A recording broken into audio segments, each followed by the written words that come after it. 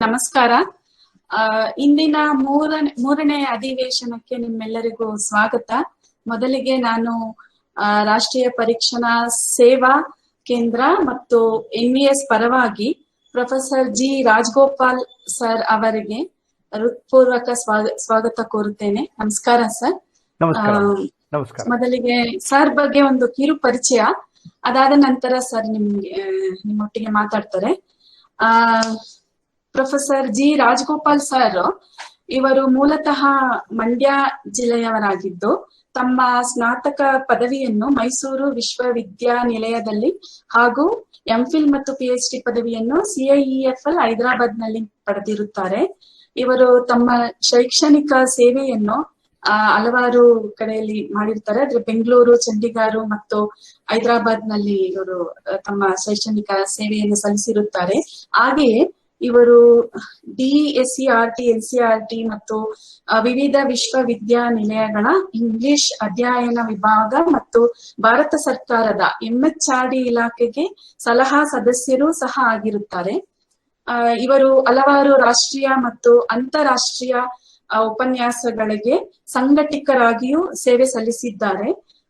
ಪ್ರಸ್ತುತದಲ್ಲಿ ಇವತ್ತು ಇವರು ನಿಮ್ಗೆ ಮೂಲ ಬೇಸಿಕ್ ಸ್ಕಿಲ್ಸ್ ಅಂತ ಏನ್ ಹೇಳ್ತೀವಿ, ಮೂಲ ಭಾಷಾ ಕೌಶಲಗಳಾದ ಆಲಿಸುವಿಕೆ, ಮಾತನಾಡುವಿಕೆ, ಓದುವಿಕೆ ಮತ್ತು ಬರವಣಿಗೆ ಈ ಸಂಬಂಧಿಸಿದಂತೆ ಉಪನ್ಯಾಸವನ್ನು ನೀಡಲಿದ್ದಾರೆ. Sir, stage is yours. ನಮಸ್ಕಾರ ಸರ್. Thank you sir. ತುಂಬಾ ಥ್ಯಾಂಕ್ಸ್ ಅಮ್ಮ, ಬಹಳ ಸಂತೋಷ. ಎಲ್ಲ ಮೇಷ್ಟ್ರಿಗಳಿಗೂ ನಮಸ್ಕಾರ. ನವೋದಯ ವಿದ್ಯಾಲಯದ ಎಲ್ಲ ಮೇಷ್ಟ್ರಿಗಳಿಗೂ ನನ್ನ ನಮಸ್ಕಾರಗಳು. ನಮಸ್ಕಾರ ಸರ್. ನಮಸ್ಕಾರ ನಮಸ್ಕಾರ ನಮಸ್ಕಾರ ಎಲ್ರಿಗೂ ನಮಸ್ಕಾರ. ತುಂಬಾ ಸಂತೋಷ. ಬಹಳ ಸಂತೋಷ. ನಮಸ್ತೆ. ನೀವೇನು ಮ್ಯೂಟ್ ಮಾಡ್ಕೊಳ್ಬೇಕಾಗಿಲ್ಲ, ಯಾಕೆಂದ್ರೆ ಯಾವ ಸಮಯದಲ್ಲಿ ಬೇಕಾದ್ರೂ ನೀವು ನಿಮ್ಮ ಕೈ ಎತ್ತಿ ನನ್ನ ಪ್ರಶ್ನೆ ಕೇಳಬಹುದು. ಆದ್ರಿಂದ ನೀವು ಓಪನ್ ಆಗಿ ಇಟ್ಕೊಳ್ಬಹುದು. ಬೇರೆ ನಾಯ್ಸ್ ಬರುತ್ತೆ ಅಂತ ಅದಕ್ಕೋಸ್ಕರ ಮ್ಯೂಟ್ ಮಾಡಿ ಇಟ್ಕೊಂಡಿರಿ ಅಷ್ಟೇ. ನೀವು ಏನಾದ್ರೂ ಪ್ರಶ್ನೆ ಕೇಳಬೇಕು ಅಂತ ತಮ್ಮ ಮನಸ್ಸಿಗೆ ಬಂದಾಗ ದಯವಿಟ್ಟು ಅನ್ಮ್ಯೂಟ್ ಮಾಡಿಕೊಂಡು ಯಾವುದೇ ಕ್ಷಣದಲ್ಲಾದ್ರೂ ತಾವು ಕೇಳ್ಕೊಳ್ಬಹುದು. ನಾನು ಕೊನೆಯಲ್ಲಿ ನಿಮಗೆ ಒಂದಷ್ಟು ಕಾಲಾವಕಾಶ ಕೊಡ್ತೇನೆ. ಆ ಸಮಯದಲ್ಲಿ ನೀವು ಪ್ರಶ್ನೆಗಳನ್ನು ಕೇಳಬಹುದು. ಮಧ್ಯದಲ್ಲೂ ನಿಮ್ಗೆ ಏನಾದ್ರೂ ಕ್ಲಾರಿಫಿಕೇಶನ್ ಬೇಕು, ಏನಾದ್ರೂ ಕ್ಲಿಯರ್ ಆಗಿ ಹೇಳಬೇಕು ಅನ್ನೋದಾದ್ರೆ ಹೇಳಿ, ನಾನು ನಮಗೆ ಖಂಡಿತವಾಗ್ಲೂ ಅದನ್ನ ನೆರವೇರಿಸ್ಕೊಡ್ತೀನಿ. ನಮಸ್ಕಾರ. ಇವತ್ತು ನಾವು ಮುಖ್ಯವಾಗಿ ಲ್ಯಾಂಗ್ವೇಜ್ ಸ್ಕಿಲ್ಸ್ ಅಂದ್ರೆ ಭಾಷೆಗೆ ಸಂಬಂಧಪಟ್ಟಂಗೆ ಕೆಲವೊಂದು ಕೌಶಲ್ಯತೆಗಳ ಬಗ್ಗೆ ಈ ದಿವಸ ಮಾತಾಡೋಣ. ಇದನ್ನು ನಾವು ತಿಳ್ಕೊಳ್ಬೇಕಾದ್ರೆ ನಮಗೆ ನಮ್ಮ ಸ್ವಂತ ಅನುಭವಕ್ಕೆ ಸಂಬಂಧಪಟ್ಟಂತೆ ಹಾಗೂ ನಮಗೆ ಸಿಕ್ಕಿರುವ ಅನೇಕ ರಿಸರ್ಚ್ ರಿಸಲ್ಟ್ಸ್ ಇವುಗಳೆಲ್ಲನೂ ನಾವು ಸಂಗ್ರಹಿಸಿ ಕೂಡಿಸಿ ಈ ದಿವಸ ನಾವು ಕೆಲವು ವಿಚಾರಗಳನ್ನ ತಿಳ್ಕೊಳ್ತಾ ಇದ್ದೀವಿ. ನೀವು ನಿಮ್ಮ ಶಾಲೆಗಳಲ್ಲಿ ನೀವು ಪಾಠ ಮಾಡಬೇಕಾದ್ರೆ, ಇಂಗ್ಲಿಷ್ ಮಾತಾಡಬೇಕಾದ್ರೆ, ಕನ್ನಡ ಭಾಷೆನೇ ಹೇಳ್ಕೊಡೋದಾದ್ರೆ, ಯಾವುದೇ ನೀವು ಮಾಡಬೇಕಾದ್ರೂ ಈ ಕೆಲವು ಮೂಲಭೂತ ವಿಷಯಗಳೇನಿದೆ ಇದನ್ನ ನೀವು ತಿಳ್ಕೊಂಡಿರ್ಬೇಕಾಗತ್ತೆ. ಇದು ನನಗೆ ನಮ್ಮ ಇಂಗ್ಲಿಷ್ ಸಂಬಂಧಪಟ್ಟಂಗೆ ಇಂಗ್ಲಿಷ್ ಲ್ಯಾಂಗ್ವೇಜ್ ಟೀಚಿಂಗ್ ಅಂತ ಯಾವ ವಿಭಾಗ ಇದೆ, ಇದರಿಂದ ನಮಗೆ ಬಹಳಷ್ಟು ದಾಖಲೆಗಳು, ಬಹಳಷ್ಟು ರಿಸರ್ಚ್ ರಿಸಲ್ಟ್ಸ್, ಬಹಳಷ್ಟು ವಿಚಾರಗಳು, ಎಷ್ಟೋ ಪದಗಳು, ಅದರ ಅರ್ಥಗಳು, ಹೀಗೆಲ್ಲ ನಮಗೆ ಬಹಳ ತಿಳಿದು ಬಂದಿದೆ. ಇದನ್ನ ನಾನು ನಿಮ್ಮ ಜೊತೆ ಇವತ್ತು ಶೇರ್ ಮಾಡ್ಕೊಳ್ತಾ ಇದ್ದೀನಿ. ಓಕೆ, ಶುರು ಮಾಡೋಣ. ನಿಮ್ಮ ಹತ್ರ ಎಲ್ಲರಿಗೂ ಒಂದು ಹ್ಯಾಂಡ್ಔಟ್ ಕೊಡಿ ಅಂತ ಹೇಳಿದ್ದೆ. ಪ್ರಾಯಶಃ ನಿಮಗಂತೂ ಹ್ಯಾಂಡ್ಔಟ್ ಇರಬಹುದು ನಿಮ್ಮ ಹತ್ರ. ಏನಾದರೂ ನೀವು ನಿಮ್ಮ ನೋಟ್ಬುಕ್ಸ್ನೆಲ್ಲ ಸಿದ್ಧ ಮಾಡಿಟ್ಕೊಂಡಿರಿ. ನಂಬರ್ 1, ಯಾವುದೇ ಭಾಷೆಗೆ ಸಂಬಂಧಪಟ್ಟ ಯಾವುದೇ ವಿಚಾರಗಳಾಗ್ಲಿ ಪಾಠ ಮಾಡುವಾಗ ಇದಕ್ಕೆ ನಾವು ಇಂಗ್ಲಿಷ್ನಲ್ಲಿ ಪೆಡಗಜಿ ಅಂತ ಕರಿತೀವಿ. PEDAGOGY, ಪೆಡಗಜಿ. ಜ್ಞಾಪಕ ಇಟ್ಕೊಳ್ಳಿ, ಪೆಡಗಜಿ. ಪೆಡಗಾಜಿ ಅಂತ ಹೇಳ್ಬೇಡಿ, ಪೆಡಗಜಿ ಕನ್ನಡದಲ್ಲೂ ಬರ್ಕೊಳ್ಳಿ. ಪೆಡಗಜಿ ಅಂದ್ರೆ ಪಾಠ ಮಾಡುವ ವಿಧಾನ. ಯಾವುದೇ ಪಾಠ ಮಾಡುವುದಾಗಲಿ, ಯಾವುದೇ ವಿಷಯ ಆಗಲಿ, ಯಾವುದೇ ಸಬ್ಜೆಕ್ಟ್ ಆಗಲಿ, ಅದನ್ನು ಪಾಠ ಮಾಡುವಾಗ ನಾವು ಪೆಡಗಜಿ ಅಂತ ಅದಕ್ಕೆ ಕರಿತೀವಿ. ಈ ಪೆಡಗಜಿನಲ್ಲಿ 2 ಮುಖ್ಯವಾದ ಅಂಶಗಳಿರುತ್ತೆ. ಯಾವುದೇ ಪೆಡಗಜಿ ಆದ್ರೂ 2 ಮುಖ್ಯವಾದ ಅಂಶಗಳಿರುತ್ತೆ. ಮೊದಲನೇದಾಗಿ ನಾವು ಕಾಂಟೆಂಟ್ ಅಂತ ಕರಿತೀವಿ, CONTENT. ಇದಕ್ಕೆ 2 ರೀತಿಯ ಪ್ರೊನೌನ್ಸಿಯೇಷನ್ ಇದೆ. ಒಂದು ಕಾಂಟೆಂಟ್ ಅಂತ, ಇನ್ನೊಂದು ಕಂಟೆಂಟ್ ಅಂತ. ಕಂಟೆಂಟ್ ಅಂದ್ರೆ ತೃಪ್ತಿಯಾಗಿರೋದು ಅಂತ, ಅದರಿಂದ ಅದು ವರ್ಬ್ ಆಗಿ ಉಪಯೋಗಿಸ್ತೀವಿ. ಕಾಂಟೆಂಟ್ ಅನ್ನೋದು ನೌನ್ ಅಥವಾ ಆಡ್ಜೆಕ್ಟಿವ್ ಆಗಿ ಉಪಯೋಗಿಸಿದಾಗ, ನಾಮಪದ ಅಥವಾ ಆಡ್ಜೆಕ್ಟಿವ್ ಆಗಿ ಉಪಯೋಗಿಸಿದಾಗ ನಾವು ಪ್ರೊನೌನ್ಸಿಯೇಷನ್ ಅದ್ರದ್ದು ಕಾಂಟೆಂಟ್ ಅಂತ ಹೇಳ್ತೀವಿ. ಸೊ ಯಾವುದೇ ವಿಷಯ ಮಂಡನೆ ನಾವು ಮಾಡಬೇಕಾದ್ರೆ ಮೊದಲನೇದಾಗಿ ಕಾಂಟೆಂಟ್ ಇರುತ್ತೆ, ಎರಡನೇದಾಗಿ ಸ್ಕಿಲ್ ಇರುತ್ತೆ. ಸ್ಕಿಲ್ ಅಂದ್ರೆ ಕುಶಲತೆ, ಕೌಶಲ್ಯ. ಅಂದ್ರೆ ನಾವು ಪೆಡಗಜಿಗೆ ಸಂಬಂಧಪಟ್ಟಂಗೆ, ಪಾಠ ಮಾಡುವುದಕ್ಕೆ ಸಂಬಂಧಪಟ್ಟಂಗೆ ನಾವು ಮಾತನಾಡಿದಾಗ ನಮಗೆ 2 ವಿಚಾರಗಳು ಬಹಳ ಮುಖ್ಯವಾಗಿ ತಿಳ್ಕೊಳ್ಬೇಕಾಗತ್ತೆ. ಮೊದಲನೇದು ಕಾಂಟೆಂಟ್ ಅಂದ್ರೆ ಮೂಲ ವಿಷಯ. ಕಾಂಟೆಂಟ್ ಅಂದ್ರೆ ಮೂಲ ವಿಷಯ ಏನಿರುತ್ತೆ ಅದಕ್ಕೆ ಕಾಂಟೆಂಟ್ ಅಂತೀವಿ. ಎರಡನೇದಾಗಿ ಸ್ಕಿಲ್ ಅಂದ್ರೆ ಕುಶಲತೆ. ವಿಷಯಕ್ಕೆ ಸಂಬಂಧಪಟ್ಟಂತೆ ಕೆಲವು ಕುಶಲತೆಗಳು ಇರುತ್ತೆ. ಇದಕ್ಕೆ ಇವೆರಡೂ ಕಾಂಟೆಂಟ್ ಮತ್ತೆ ಸ್ಕಿಲ್ ಅನ್ನೋದು ಯಾವುದಿದೆ ಅಂದ್ರೆ ಮೂಲ ವಿಷಯ ಮತ್ತು ಕುಶಲತೆ ಅನ್ನೋದು ಯಾವುದಿದೆ, ಇವೆರಡು ನಾವು ಮೊದಲನೇದಾಗಿ ತಿಳ್ಕೊಳ್ಬೇಕಾದ ವಿಚಾರಗಳು. ಕಾಂಟೆಂಟ್ ಅಥವಾ ಮೂಲ ವಿಷಯ, ಇದ್ರದ್ದು ಏನ್ ಕೆಲಸ, ಇದ್ರದ್ದು ಮುಖ್ಯವಾಗಿ ಏನ್ ಕೆಲಸ ಮಾಡುತ್ತಿದ್ದು? ಯಾವುದೇ ಮೂಲ ವಿಷಯ ಆಗಲಿ ನಮಗೆ ಜ್ಞಾನ ಕೊಡುತ್ತೆ, ಜ್ಞಾನಾಭಿವೃದ್ಧಿ, ನಾಲೆಡ್ಜ್ ಅನ್ನೋದನ್ನ ಕೊಡುತ್ತೆ. ಇದ್ರ ಜೊತೆಗೆ ಎಷ್ಟೋ ನಮಗೆ ವಿಷಯಗಳನ್ನ ತಿಳಿಸುತ್ತೆ, ಇನ್ಫಾರ್ಮೇಶನ್.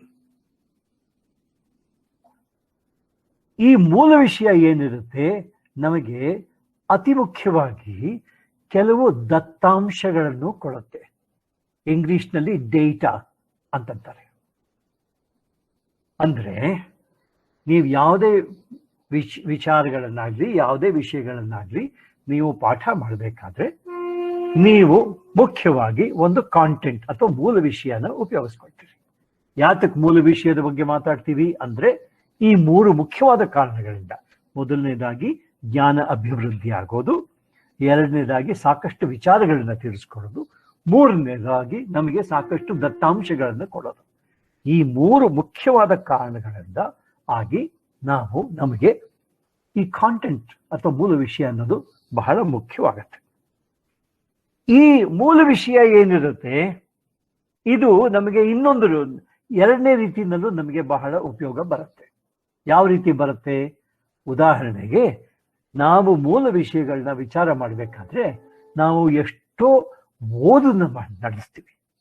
ಓದುವಿಕೆ, ರೀಡಿಂಗ್ ತುಂಬಾನೇ ನಡೆಸ್ತೀವಿ. ಮೂಲ ವಿಷಯದಲ್ಲಿ ಸಾಕಷ್ಟು ರೀಡಿಂಗ್ ಇರುತ್ತೆ. ಎರಡನೇದಾಗಿ ನಾವು ಮೂಲ ವಿಷಯನ ಚರ್ಚೆ ಮಾಡಬೇಕಾದ್ರೆ ಆ ಚರ್ಚೆಯ ವಿಧಿ ಏನಿರುತ್ತೆ, ವಿಧಾನಗಳೇನಿರುತ್ತೆ, ರೂಪರೇಷೆಗಳು ಏನೇನಿರುತ್ತೆ ಇವುಗಳನ್ನು ತಿಳ್ಕೊಳ್ತೀವಿ. ಚರ್ಚೆ ಅನ್ನೋದಕ್ಕೆ ನಾವು ಇಂಗ್ಲಿಷ್ನಲ್ಲಿ ಇಂಟರಾಕ್ಷನ್ ಅಂತ ಹೇಳ್ಬೋದು, ಡಿಸ್ಕಷನ್ ಅಂತ ಹೇಳ್ಬೋದು. ಮೂರನೇದಾಗಿ ವಿಷಯ ಹಂಚಿಕೊಳ್ಳುವಿಕೆ. ನಮಗೆ ಜ್ಞಾನಾಭಿವೃದ್ಧಿ ಆಗಬೇಕಾದ್ರೆ ನಾವು ವಿಷಯಗಳನ್ನ ಹಂಚ್ಕೊಳ್ಬೇಕಾಗತ್ತೆ, ಒಬ್ರಿಗೊಬ್ರಿಗೆ ತಿಳಿಸ್ಕೊಳ್ಬೇಕಾಗತ್ತೆ. ನಮಗೆ ಅರ್ಥ ಆಗದೆ ಇರೋದನ್ನ ಇನ್ನೊಬ್ರಿಂದ ಕಲ್ತ್ಕೊಳ್ಬೇಕಾಗತ್ತೆ, ಅಥವಾ ಕೇಳಿ ಇನ್ನೊಂದ್ಸತಿ ತಿಳ್ಕೊಳ್ಬೇಕಾಗತ್ತೆ. ಇಲ್ಲೇ ಹೋದ್ರೆ ಅದ್ರ ಬಗ್ಗೆ ನಾವು ಇನ್ನೂ ಹೆಚ್ಚಿಗೆ ಓದಿ ತಿಳ್ಕೊಳ್ಬೇಕಾಗತ್ತೆ. ಈಗಿನ ಕಾಲದಲ್ಲಿ ನಾವು ಎಷ್ಟೋ ವೆಬ್ಸೈಟ್ಸ್ಗೆ ಹೋಗ್ಬಿಟ್ಟು ಅಲ್ಲಿ ಎಷ್ಟೋ ಜ್ಞಾನಾಭಿವೃದ್ಧಿನ ನಾವು ಮಾಡ್ಕೊಳ್ಬೋದು. ಅಂದ್ರೆ ಕಾಂಟೆಂಟ್ ಅನ್ನೋದನ್ನ ನಾವು ಬಹಳ ಮುಖ್ಯವಾಗಿ ಪರಿಗಣಿಸ್ಬೇಕಾಗತ್ತೆ. ಅಂದ್ರೆ ಮೇಷ್ಟ್ರಗಳೇ, ನೀವು ಯಾವುದೇ ಪಾಠ ಮಾಡಬೇಕಾದ್ರೂ ನಿಮಗೆ ನಿಮ್ಮ ಮೂಲ ವಿಷಯದ ಬಗ್ಗೆ ಸಮಗ್ರವಾದ ಅದರ ಸಂಪೂರ್ಣವಾದ ಮಾಹಿತಿ ನಿಮ್ಮ ಹತ್ರ ಇರಬೇಕು. ಇದು ಕಾಂಟೆಂಟ್ನ ಬಹಳ ಮುಖ್ಯವಾದ ಫಂಕ್ಷನ್. ಅಂದ್ರೆ ನಮ್ಮ ಹತ್ರ ಕಾಂಟೆಂಟ್ ಬಗ್ಗೆ, ನಾವು ಹೇಳೋ ವಿಷಯದ ಬಗ್ಗೆ ಸಂಪೂರ್ಣ ತಿಳುವಳಿಕೆ ಇರಬೇಕು. ನಮಗೆ ಅದರ ಬಗ್ಗೆ ಸಾಕಷ್ಟು ತಿಳುವಳಿಕೆ ಇರಬೇಕಾಗತ್ತೆ. ಅಂದ್ರೆ ನಾವು ಪಾಠ ಮಾಡಬೇಕಾದ್ರೆ ಮುಖ್ಯವಾಗಿ ಮೂಲ ವಿಷಯದ ಬಗ್ಗೆ ನಮಗೆ ತಿಳುವಳಿಕೆ ಇರೋದು ಮುಖ್ಯ. ಅದು ಎಷ್ಟು ಮಟ್ಟಿಗೆ ನಮಗೆ ತಿಳುವಳಿಕೆ ಇರುತ್ತೆ ಅಷ್ಟು ಮಟ್ಟಿಗೆ ನಮ್ಮ ಟೀಚಿಂಗ್ ಏನಿರುತ್ತೆ ಅದು ಸಕ್ಸಸ್ಫುಲ್ ಆಗುತ್ತೆ. ಇದನ್ನ ನಾವು ಕಾಂಟೆಂಟ್ ಬಗ್ಗೆ ಹೇಳ್ಬೋದು. ನಿಮಗೇನಾದ್ರೂ ಕ್ವೆಶ್ಚನ್ಸ್ ಇದ್ರೆ ಏನಿದ್ರು ನೀವು ಯಾವಾಗ ಬೇಕಾದ್ರೂ ಕೇಳ್ಬೋದು. ಸ್ಕಿಲ್ಸ್, ಕುಶಲತೆ, ಇದ್ರ ಬಗ್ಗೆ ವಿಚಾರ ಮಾಡೋಣ ಈಗ. ಸ್ಕಿಲ್ಸ್ ಅನ್ನೋದಕ್ಕೆ ಇಂಗ್ಲಿಷ್ನಲ್ಲಿ ನಾವು ಒಂದು ಡೆಫಿನಿಷನ್ ಕೊಡ್ತೀವಿ, ನೋಟ್ ಮಾಡ್ಕೊಳ್ಳಿ. ಬಹಳ ಸಿಂಪಲ್ ಡೆಫಿನಿಷನ್. ಸ್ಕಿಲ್ ಅಂದ್ರೆ the ability to do something and the ability to do something and do it well. So skill, ಕುಶಲತೆ ಅಂದ್ರೆ ಏನು? ಯಾವುದನ್ನೇ ಆಗಲಿ ಮಾಡುವುದು. ಅಂಡ್ ಸುಮ್ಮನೆ ಮಾಡೋದಲ್ಲ, ಚೆನ್ನಾಗಿ ಮಾಡುವುದು. ಏನೇ ಮಾಡಬೇಕಾದ್ರೂ ನಾವು ಅದನ್ನ ಮಾಡುವುದು ಹೇಗೆಂದು ತಿಳಿದು ಅದನ್ನು ಅತ್ಯಂತ ಸುಲಲಿತವಾಗಿ, ಸುಂದರವಾಗಿ, ಬಹಳ ಚೆನ್ನಾಗಿ ಮಾಡುವುದಕ್ಕೆ ಕುಶಲತೆ ಅಂತ ಹೇಳ್ತಾರೆ, ಸ್ಕಿಲ್ ಅಂತ ಹೇಳ್ತಾರೆ. ಅಂದ್ರೆ ಕಾಂಟೆಂಟ್ ಅನ್ನೋದು ಮೂಲ ವಿಷಯ ಆದ್ರೆ ಸ್ಕಿಲ್ ಅನ್ನೋದು ಅದನ್ನ ಮಾಡುವ ವಿಧಾನ, ಚೆನ್ನಾಗಿ ಮಾಡುವ ವಿಧಾನ, ಅತಿ ಚೆನ್ನಾಗಿ ಮಾಡುವ ವಿಧಾನ, ಅತ್ಯಂತ ಚೆನ್ನಾಗಿ ಮಾಡುವಂತಹದ್ದು. ಇದು ಕುಶಲತೆ. ಯಾಕೆ ಇಷ್ಟೆಲ್ಲ ಮಾತಾಡ್ತಾ ಇದ್ದೀವಿ? ಯಾಕೆ ಅಂತಂದ್ರೆ ನಾವು ಮೂಲತಃ ಭಾಷೆಯನ್ನ ನಾವು ಹೇಳ್ಕೊಳ್ಳೋ ವಿಚಾರಕ್ಕೆ ಬಂದಾಗ್ಲೂ ನಮಗೆ ತಿಳ್ಕೊಳ್ಬೇಕಾದ್ದು ಭಾಷೆಯನ್ನು ಹೇಳ್ಕೊಡ್ಬೇಕಾದ್ರೂ ಕಾಂಟೆಂಟ್ ಅನ್ನೋದು ಇರುತ್ತೆ, ಸ್ಕಿಲ್ ಅನ್ನೋದು ಇರುತ್ತೆ, ಎರಡೂ ಇರುತ್ತೆ. ಭಾಷೆಯನ್ನು ನಾವು ಹೇಳ್ಕೊಡ್ಬೇಕಾದ್ರೆ ನಾವು ಸಾಕಷ್ಟು ವಿಚಾರಗಳನ್ನ ಉಪಯೋಗಿಸ್ಕೊಳ್ತೀವಿ. ಹಾಗೇನೆ ನಾವು ಭಾಷೆಯನ್ನು ಹೇಳ್ಕೊಡ್ಬೇಕಾದ್ರೆ ಆ ಭಾಷೆಯನ್ನು ಉಪಯೋಗಿಸುವ ರೀತಿಯನ್ನು ಹೇಳ್ಕೊಡ್ತೀವಿ. ಹಾಗಾಗಿ ಲ್ಯಾಂಗ್ವೇಜ್ ಟೀಚಿಂಗ್, ಭಾಷೆಯನ್ನು ಹೇಳ್ಕೊಡೋದು ಏನಿರುತ್ತೆ, ಇದು ಇಲ್ಲಿ ಕಾಂಟೆಂಟ್ ಇರುತ್ತೆ, ಸ್ಕಿಲ್ಲು ಇರುತ್ತೆ. ಇದ್ರ ಬಗ್ಗೆ ನಾವು ಒಂದು ಸ್ವಲ್ಪ ಹೊತ್ತು ಮಾತಾಡೋಣ, ಬರೋಣ. ಅದಕ್ಕೆ ಮುಂಚೆ ಒಂದು ವಿಚಾರ ಹೇಳೋಣ. ನೋಡಿ, ನಮ್ಮ ಮಾತೃಭಾಷೆಯಲ್ಲಿ ನಮಗೆ ಎಷ್ಟು ವಿಚಾರಗಳು ಗೊತ್ತಿರುತ್ತೆ ಅಂದ್ರೆ ನಮಗೆ ಎಷ್ಟು ಕಾಂಟೆಂಟ್ ಗೊತ್ತಿದೆ ನಮಗೆ. ಹಾಗೆ ನಾವು ಮಾತೃಭಾಷೆಯನ್ನ ಎಷ್ಟು ವಿಧದಲ್ಲಿ ಉಪಯೋಗಿಸ್ಕೊಳ್ತೀವಿ. ಆಯಾ ಸಮಯಕ್ಕೆ, ಆಯಾ ಸಂದರ್ಭಕ್ಕೆ ಅದಕ್ಕೆ ತಕ್ಕಂತೆ ನಾವು ಮಾತೃಭಾಷೆಯನ್ನ ಅಳವಡಿಸ್ಕೊಳ್ತೀವಿ, ಬದಲಾಯಿಸ್ತೀವಿ. ನಮ್ಮ ಧ್ವನಿಯನ್ನು ಬದಲಾಯಿಸ್ತೀವಿ, ನಮ್ಮ ಭಾಷೆಯನ್ನೇ ಬದಲಾಯಿಸ್ತೀವಿ, ಮಾತಾಡುವ ರೀತಿಯನ್ನೇ ಬದಲಾಯಿಸ್ತೀವಿ, ವೈಖರಿಯನ್ನು, ಯಾರ ಜೊತೆ ಏನು ಹೇಳಬೇಕು, ಹೇಗೆ ಹೇಳಬೇಕು ಅನ್ನೋದು ನಮಗೆ ತಿಳಿದಿರುವಂತೆ ಅದನ್ನ ಉಪಯೋಗಿಸ್ಕೊಂಡು ನಾವು ಭಾಷೆ ಮಾತಾಡ್ತೀವಿ. ಅಂದ್ರೆ ಮಾತೃಭಾಷೆಯಲ್ಲೂ ನಮಗೆ ಕಾಂಟೆಂಟ್ ಅನ್ನೋದು ಗೊತ್ತು, ಸ್ಕಿಲ್ ಅನ್ನೋದು ಗೊತ್ತು. ಭಾಷೆಯ ಬಗ್ಗೆನೂ ಗೊತ್ತು, ಭಾಷೆಯ ನಮಗೆ ಅನೇಕ ವಿಷಯಗಳು ಗೊತ್ತು, ಹಾಗೆ ಭಾಷೆಯನ್ನೇ ಹೇಗೆ ಉಪಯೋಗಿಸ್ಬೇಕು ಅನ್ನೋದು ಗೊತ್ತು ನಮಗೆ. ಇದು ಬಹಳ ಮುಖ್ಯವಾದ ವಿಚಾರ. ಯಾಕೆ ಅಂತಂದ್ರೆ ನಮಗೆ ಲ್ಯಾಂಗ್ವೇಜ್ ಟೀಚಿಂಗ್ ಅನ್ನೋದು ನಾವು ವಿಚಾರ ಮಾಡಿದಾಗ ನಮಗೆ ಇದು ಆಲೋಚನೆಯಲ್ಲಿ ಇರಬೇಕು. ಇವಾಗ ನಾವು ಮತ್ತೊಂದು ಭಾಷೆ, ಎರಡನೇ ಭಾಷೆಯನ್ನು ಕಲಿಸ್ಕೊಡ್ತೀವಿ. ಮಾತೃಭಾಷೆ, ಮೂಲ ಭಾಷೆ, ಮೊದಲ ಭಾಷೆ ಅಂತ ನಾವು ಅನ್ಕೊಂಡ್ರೆ ಎರಡನೇ ಭಾಷೆಯನ್ನು ಕಲ್ತ್ಕೊಳ್ಬೇಕಾದ್ರೆ ನಮಗೆ ಮೂಲತಃ ಆರಂಭದಿಂದನೇ ನಮಗೆ ಬೇಕಾಗಿರೋದು ಈ ಲ್ಯಾಂಗ್ವೇಜ್ ಸ್ಕಿಲ್ಸ್. ಭಾಷೆಯನ್ನ ನಾವು ಹೇಳಿಕೊಡುವುದು ಮುಖ್ಯವಾಗಿ, ಬಹಳ ಮುಖ್ಯವಾಗಿ ಆರಂಭದ ದಿನಗಳಿಂದ ನಾವು ಮುಖ್ಯವಾಗಿ ಕೌಶಲತೆ, ನಾವು ಭಾಷೆಯನ್ನು ಹೇಗೆ ಉಪಯೋಗಿಸಿಕೊಳ್ಳುವುದು ಅನ್ನೋದ್ರಿಂದನೇ ನಾವು ಹೇಳ್ಕೊಳ್ಳೋದು ಶುರು ಮಾಡ್ಕೊಡ್ತೀವಿ. So language teaching basically is A skills development activity ಅಂತ ಹೇಳ್ತೀವಿ. Language teaching is basically A skills development activity. ಭಾಷೆ ಕಲಿಸ್ಕೊಳ್ಳೋದು, ಅದರ ಕುಶಲತೆಯಲ್ಲಿ, ಭಾಷೆಯಲ್ಲೂ ಬೇಕಾದಷ್ಟು ಕುಶಲತೆಗಳಿದೆ ಅಂತ ಅಂದಾಗಾಯ್ತು. ಅಂದ್ರೆ ನಾವು ಭಾಷೆಗಳನ್ನ ಹೇಳ್ಕೊಡ್ಬೇಕಾದ್ರೆ ಭಾಷೆಗಳಿಗೆ ಸಂಬಂಧಪಟ್ಟ ಕೆಲವೊಂದು ಕುಶಲತೆಗಳನ್ನ ಹೇಳ್ಕೊಡ್ಬೇಕಾಗುತ್ತೆ. ಇದಕ್ಕೆ ನಾವು ಲ್ಯಾಂಗ್ವೇಜ್ ಸ್ಕಿಲ್ಸ್ ಅಂತೀವಿ. ನಾವು ಟ್ರಕ್ ಡ್ರೈವ್ ಮಾಡಬೇಕು ಅಥವಾ ಕಾರ್ ಡ್ರೈವ್ ಮಾಡಬೇಕು ಅಥವಾ ಸ್ಕೂಟರ್ ಡ್ರೈವ್ ಮಾಡಬೇಕು ಅನ್ನೋದಕ್ಕೆ ಡ್ರೈವಿಂಗ್ ಸ್ಕಿಲ್ಸ್ ಅಂತೀವಿ. ಅಡುಗೆ ಮಾಡಬೇಕು ಅಂದ್ರೆ ಕುಕಿಂಗ್ ಸ್ಕಿಲ್ಸ್ ಅಂತ. ಎಕ್ಸ್ಪರಿಮೆಂಟ್ ಮಾಡಬೇಕು ಅಂತಂದ್ರೆ ಅದೊಂದು ಎಕ್ಸ್ಪರಿಮೆಂಟಲ್ ಸ್ಕಿಲ್ಸ್ ಅಂತೀವಿ.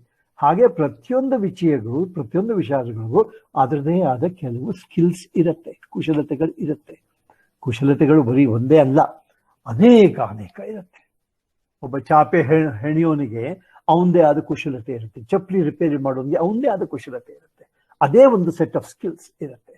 ಹಾಗೆ ಒಂದು ಪಾತ್ರೆಯನ್ನು ತಯಾರಿ ಮಾಡಬೇಕಾದ್ರೆ ಅವನು ಅಥವಾ ಒಂದು ಉಂಗುರ ತಯಾರಿ ಮಾಡಬೇಕಾದ್ರೆ ಅದೇ ಒಂದು ಕುಶಲತೆ. ಹೀಗೆ ಪ್ರತಿಯೊಂದಕ್ಕೂ ಸ್ಕಿಲ್ಸ್ ಇದ್ದೇ ಇರುತ್ತೆ.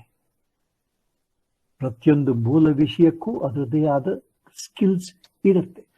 ನಾವು ಅದಕ್ಕೆ ಸ್ಕಿಲ್ ಸೆಟ್ಸ್ ಅಂತೀವಿ. ಅದರದೇ ಆದ ಒಂದು ಸೆಟ್ ಆಫ್ ಸ್ಕಿಲ್ಸ್ ಇರುತ್ತೆ. ಯಾಕೆ ಇದನ್ನು ಹೇಳ್ತಿದ್ದೀವಿ ಅಂದ್ರೆ ಭಾಷೆಗೆ ಸಂಬಂಧಪಟ್ಟಂಗೂ ಲ್ಯಾಂಗ್ವೇಜ್ ಸ್ಕಿಲ್ಸ್ ಇದೆ. ಅಂದ್ರೆ ಭಾಷೆ ಕಲ್ತ್ಕೊಳ್ಬೇಕಾದ್ರೂ ಕೆಲವೊಂದು ಕುಶಲತೆಗಳನ್ನ ಭಾಷೆಗೆ ಸಂಬಂಧಪಟ್ಟಂಗೆ ನಾವು ಕಲ್ತ್ಕೊಳ್ಬೇಕಾಗುತ್ತೆ. ಅಂದ್ರೆ language teaching, while we do language teaching, we develop language skills. Very important. ಬಹಳ ಮುಖ್ಯವಾದ ಇದು. ಏನು ನಾವು ಭಾಷೆ ಕಲ್ತ್ಕೊಳ್ಬೇಕಾದ್ರೆ ಏನು ಕುಶಲತೆ ಕಲ್ಸ್ಕೊಡ್ತೀವಿ, ಯಾಕೆ ಕುಶಲತೆಗಳು ಏನಿದೆ ಅಲ್ಲಿ ಅದನ್ನ ನಾವು ಯಾಕೆ ಕಲ್ಸ್ಕೊಡ್ಬೇಕು? ಯಾಕೆ ಅಂತಂದ್ರೆ ಲ್ಯಾಂಗ್ವೇಜ್ ನಾವು ಡಿಸ್ಕಸ್ ಮಾಡಿದಾಗ ಸ್ವಲ್ಪ ಮುಂಚೆ ನಿಮಗೆ ಸ್ಕಿಲ್ಸ್ ನ ಡೆಫಿನಿಷನ್ ಕೊಟ್ಟೆ. ಅದೊಂದ್ಸತಿ ನೋಡಿ, ಅದನ್ನ ಆ ಡೆಫಿನಿಷನ್ ಇನ್ನೊಂದ್ಸತಿ ನೋಡಿ. The ability to do something and do it well ಅಂತ ನಾವು ಡಿಫೈನ್ ಮಾಡಿದ್ವಿ ಒಂದು ಸ್ಕಿಲ್ನ. ಹಾಗೆ ಭಾಷೆಗೆ ಸಂಬಂಧಪಟ್ಟಂಗೆ ನಾವು ಏನ್ ಡೆಫಿನಿಷನ್ ಕೊಡ್ತೀವಿ ಅಂತಂದ್ರೆ the ability to use language and use it well, to do things. Language teaching ಬಗ್ಗೆ ನಾವು ಏನ್ ಡಿಫೈನ್ ಮಾಡಬಹುದು ಸ್ಕಿಲ್ಸ್ ಅಂತಂದ್ರೆ developing the ability to use language well and use it to do many things.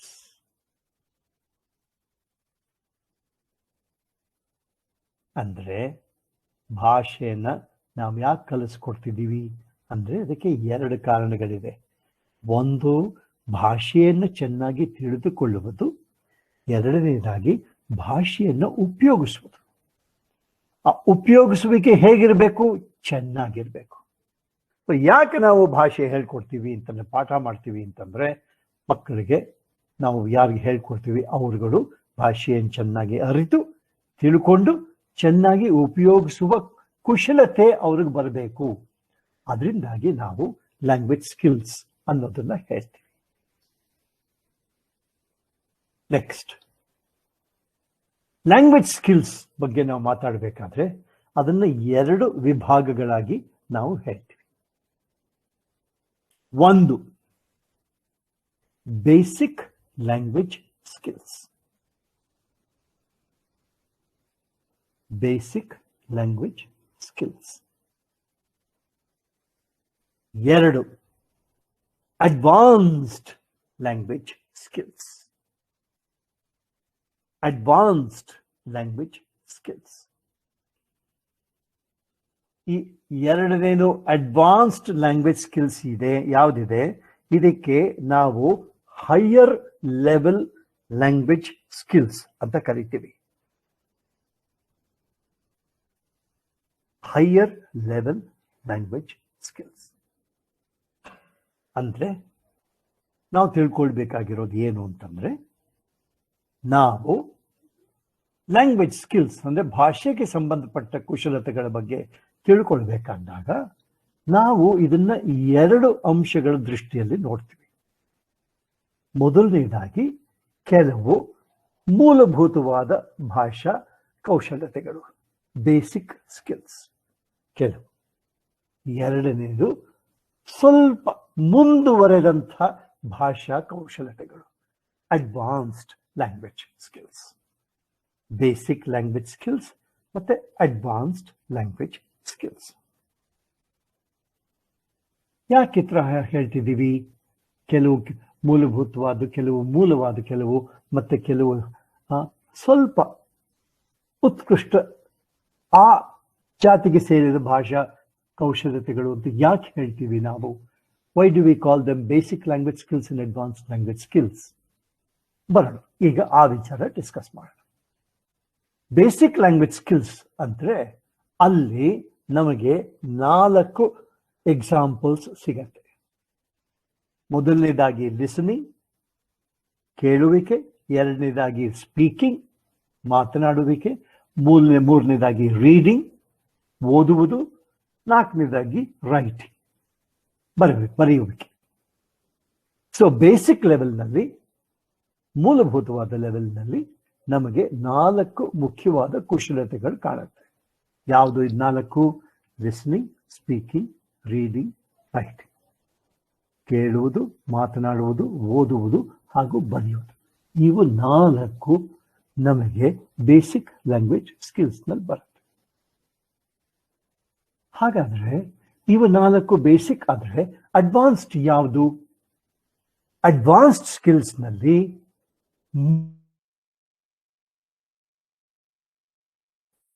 ಯಾವುದು ಆ 3 ಅಂದ್ರೆ, ನಂಬರ್ 1 ಲಿಟರರಿ ಸ್ಕಿಲ್ಸ್. ಬರ್ಕೊಳ್ಳಿ, literary skills ಏನು ಅಂತ ಆಮೇಲೆ ಹೇಳ್ತೀನಿ. ಎರಡನೇದು ಸ್ಟಡಿ ಸ್ಕಿಲ್ಸ್, ಸ್ಟಡಿ ಸ್ಕಿಲ್ಸ್. ಮೂರನೇದು ಕಮ್ಯುನಿಕೇಶನ್ ಸ್ಕಿಲ್ಸ್, ಕಮ್ಯುನಿಕೇಶನ್ ಸ್ಕಿಲ್ಸ್. ಯಾವ್ದು ಈ 3? ರಿಪೀಟ್ ಮಾಡ್ತೀನಿ.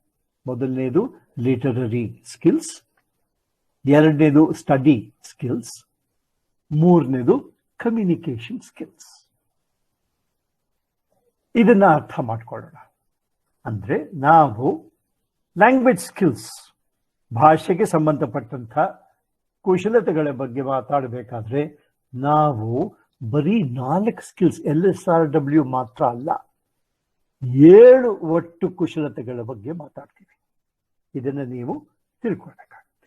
ಸಾಧಾರಣವಾಗಿ ಎಲ್ಲರೂ 4 ಹೇಳ್ಬಿಟ್ಟು ನಿಲ್ಲಿಸ್ಬಿಡ್ತಾರೆ. ನಾವು ಹಾಗಲ್ಲ, ಸರಿಗೆ ಇದನ್ನು ತಿಳ್ಕೊಳ್ಬೇಕಾದ್ರೆ ಒಟ್ಟು 7 ಕುಶಲತೆಗಳು ಬರುತ್ತೆ. ಯಾವ್ದಿದು ಈ ಅಡ್ವಾನ್ಸ್ಡ್ ಲ್ಯಾಂಗ್ವೇಜ್ ಸ್ಕಿಲ್ಸ್? ಯಾವುದು ಅಂದ್ರೆ ಮೊದಲನೇದಾಗಿ ಲಿಟರರಿ ಸ್ಕಿಲ್ಸ್. ಲಿಟರರಿ ಸ್ಕಿಲ್ಸ್ ಅನ್ನೋದಕ್ಕೆ ಇಂಗ್ಲಿಷ್ನಲ್ಲಿ ಒಂದು ಡೆಫಿನೇಷನ್ ಕೊಡ್ತೀನಿ, ಆ ನಂತರ ಕನ್ನಡದಲ್ಲಿ ಅದನ್ನ ಎಕ್ಸ್ಪ್ಲೇನ್ ಮಾಡ್ತೀನಿ. ಲಿಟರರಿ ಸ್ಕಿಲ್ಸ್ ಅಂತ ಬರೆದು ಒಂದು ಡ್ಯಾಶ್ ಹಾಕೊಳ್ಳಿ. Developing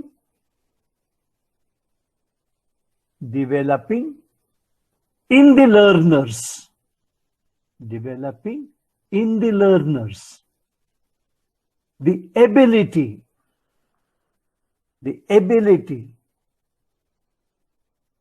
to read, understand, appreciate, to read, understand, appreciate, and evaluate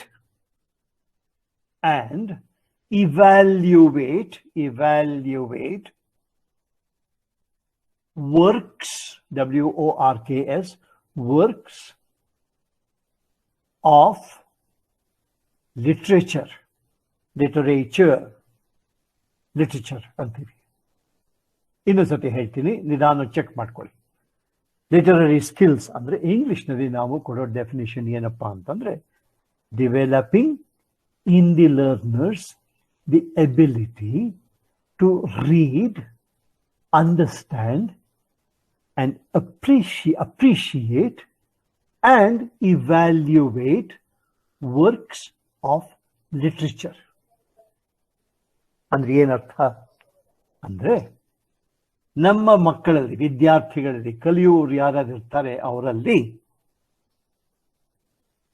ಲಿಟರೇಚರ್ಗೆ ಸಂಬಂಧಪಟ್ಟಂಗೆ ಓದುವಿಕೆ, ಗ್ರಹಿಸುವಿಕೆ, ಅರ್ಥ ಮಾಡ್ಕೊಳ್ಳೋದ್ರ ಬಗ್ಗೆ, ಅದರ ಬಗ್ಗೆ ಒಂದು ವಿಚಾರ ಮಂಥನ ಮಾಡುವುದಕ್ಕೆ, ಹಾಗೂ ತಾವು ಓದಿದ್ದು ಯಾವ ಮಟ್ಟದಲ್ಲಿದೆ ಅಂತ ಹೇಳಬಲ್ಲ ಕೆಲವೊಂದು ಕುಶಲತೆಗಳು ಏನಿರುತ್ತೆ. ಅಂದ್ರೆ ಇದು ಸಾಧಾರಣ ಓದಲ್ಲ. ನಾವು ಲಿಟರೇಚರ್ ಏನಿರುತ್ತೆ, ಲಿಟರೇಚರ್ ಬಗ್ಗೆ ಏನು ಓದ್ತೀವಿ, ಉದಾಹರಣೆಗೆ ನಮ್ಮ ಕುವೆಂಪು ಅವರಾಗಿರಬಹುದು, ಬೇಂದ್ರೆ ಅವರಾಗಿರಬಹುದು, GS ಶಿವರುದ್ರಪ್ಪನವರಾಗಿರ್ಬೋದು, ಇವರ ಯಾರದೇ ಆಗಲಿ, ಅಥವಾ ಗಿರೀಶ್ ಕಾರ್ನಾಡ್ ಆಗಿರ್ಬೋದು, ಇವ್ರದ್ದು ಯಾರದೇ ಆಗಲಿ ಒಂದು ನಾವು ವಿಚಾರವಂತವನ್ನು ನಾವು ಮಾತಾಡಬೇಕಾದ್ರೆ ಅವುಗಳನ್ನು ಓದಲು, ಅರ್ಥ ಮಾಡಿಕೊಳ್ಳೋದು, ಗ್ರಹಿಸಲು, ಅದರ ಬಗ್ಗೆ ಒಂದು ವಿಚಾರ ಮಂಥನ ಮಾಡೋದಕ್ಕೂ, ಹಾಗೂ ಅದು ಚೆನ್ನಾಗಿದೆಯೇ, ಚೆನ್ನಾಗಿಲ್ವೇ, ಇಷ್ಟ ಆಯ್ತೆ, ಇಷ್ಟ ಆಗ್ಲಿಲ್ವೇ, ಯಾಕೆ ಇಷ್ಟ ಆಯ್ತು, ಹೇಗೆ ಇಷ್ಟ ಆಯ್ತು, ಯಾವ ಕಾರಣದಿಂದ ಅದು ತಮಗೆ ಇಷ್ಟವಾಯ್ತು, ಇವೆಲ್ಲವನ್ನು ಹೇಳಬಲ್ಲದಾದ ಕುಶಲತೆ ಮಕ್ಕಳಲ್ಲಿದ್ರೆ ಅದಕ್ಕೆ ಲಿಟರರಿ ಸ್ಕಿಲ್ಸ್ ಅಂತ. ನಾವು ಯಾಕೆ ಲಿಟರರಿ ಸ್ಕಿಲ್ಸ್ ಬಗ್ಗೆ ಹೇಳ್ತೀವಿ, ಯಾಕೆ ಇದನ್ನ ಹೈಯರ್ ಲೆವೆಲ್ನಲ್ಲಿ ಹೇಳ್ತೀವಿ ಅಂದ್ರೆ, ಸಣ್ಣದೊಂದು ವಿಚಾರಧಾರೆ ನಿಮಗೆ ತಿಳ್ಕೊಳ್ಳಿ. ಉದಾಹರಣೆಗೆ ಬೇಂದ್ರೆ ಅವರೇ ಆಗ್ಲಿ, ಪುಟ್ಟಪ್ಪನವರೇ ಆಗ್ಲಿ, ಯಾರೇ ಆಗ್ಲಿ, 2ನೇ ಕ್ಲಾಸು ಅಥವಾ 3ನೇ ಕ್ಲಾಸ್ನಲ್ಲಿ ನಾವು ಅವ್ರ ಬಗ್ಗೆ ಮಾತಾಡಕ್ಕೆ ಸಾಧ್ಯವೇ ಮಕ್ಕಳಿಗೆ? ಇಲ್ಲ. ಮಕ್ಕಳಿಗೆ ಬೇಂದ್ರೆ ಅವರ ಸಾಹಿತ್ಯ ಪರಿಚಯ ಅಥವಾ ಕುವೆಂಪು ಅವರ ಸಾಹಿತ್ಯ ಪರಿಚಯ 2-3ನೇ ಕ್ಲಾಸ್ನಲ್ಲಿ ಮಾಡೋದಕ್ಕಾಗಲ್ಲ. ಅಲ್ಲೇನಿದ್ರು ಬಹಳ ಸೂಕ್ಷ್ಮ, ಸಿಂಪಲ್ ಆಗಿರುವ ರೀಡಿಂಗ್ ಏನು ಅದು ಮಾತ್ರ ಮಕ್ಕಳಿಗೆ ಸಾಧ್ಯ. ಸಣ್ಣ ಸಣ್ಣ ಕಥೆಗಳು, ಸಣ್ಣ ಸಣ್ಣ ಘಟನೆಗಳು, ಇದನ್ನ ನಾವು 2ನೇ ಕ್ಲಾಸು, 3ನೇ ಕ್ಲಾಸು, 4ನೇ ಕ್ಲಾಸ್ನಲ್ಲಿ ಹೇಳ್ಕೊಟ್ಟು ಅವ್ರನ್ನ ಓದುವಿಕೆಯಲ್ಲಿ ತಯಾರು ಮಾಡ್ತೀವಿ. ಹೀಗೆ ತಯಾರು ಮಾಡಿದ ನಂತರ ಪ್ರಾಯಶಃ ನಾವು 7ನೇ ಕ್ಲಾಸಿಗೆ ಬರುವ ಹೊತ್ತಿಗೆ ರನ್ನನ ಗದಾ ಯುದ್ಧ ಅಥವಾ ಪಂಪನ ಕಾವ್ಯ ಅಥವಾ ಪುಟ್ಟಪ್ಪನವರು, ಇದನ್ನ ನಾವು 7ನೇ ಕ್ಲಾಸ್ ಒಳಗೆ ಆ ಸಮಯದಲ್ಲಿ ನಾವು ಆರಂಭ ಮಾಡಬಹುದು. ಹೇಗೆ ಆರಂಭ ಮಾಡಬಹುದು? ಯಾಕೆಂದ್ರೆ ನಾವು ಮುಂಚೆನೆ ಅವ್ರಿಗೆ ಸಣ್ಣ ಸಣ್ಣ ಸಣ್ಣ ಸಣ್ಣ ಕಥೆಗಳಿಂದ ತಯಾರಿ ಮಾಡಿರ್ತೀವಿ. 7ನೇ ಕ್ಲಾಸ್ನಿಂದ ನಾವು ಅವ್ರಿಗೆ ಈ ಲಿಟರೇಚರ್ಗೆ ಸಂಬಂಧಪಟ್ಟಂಗೆ ನಾವು ಅವ್ರಿಗೆ ಇಂಟ್ರೊಡ್ಯೂಸ್ ಮಾಡಬಹುದು, ಶುರು ಮಾಡಬಹುದು. ಅಂದ್ರೆ ಈ ಲಿಟರೇಚರ್ನ ಓದುವುದು, ಇದೆಲ್ಲ ಏನಿರುತ್ತೆ, ಗ್ರಹಿಸುವುದು ಏನಿರುತ್ತೆ, ಇದು ಮುಂಚಿನ ತರಗತಿಗಳಲ್ಲಿ ಸಾಧ್ಯ ಆಗುವುದಿಲ್ಲ, ನಂತರದ ತರಗತಿಗಳಲ್ಲಿ ಮಾತ್ರವೇ ಸಾಧ್ಯ ಆಗೋದು. ಅಂದ್ರೆ ಆ ರೀತಿಯ ತಯಾರಿ ಮಾಡಿದ ನಂತರವೇ ಈ ಲಿಟರೇಚರ್ನ ಓದೋದಕ್ಕೆ ಸಹಾಯ ಆಗುತ್ತೆ.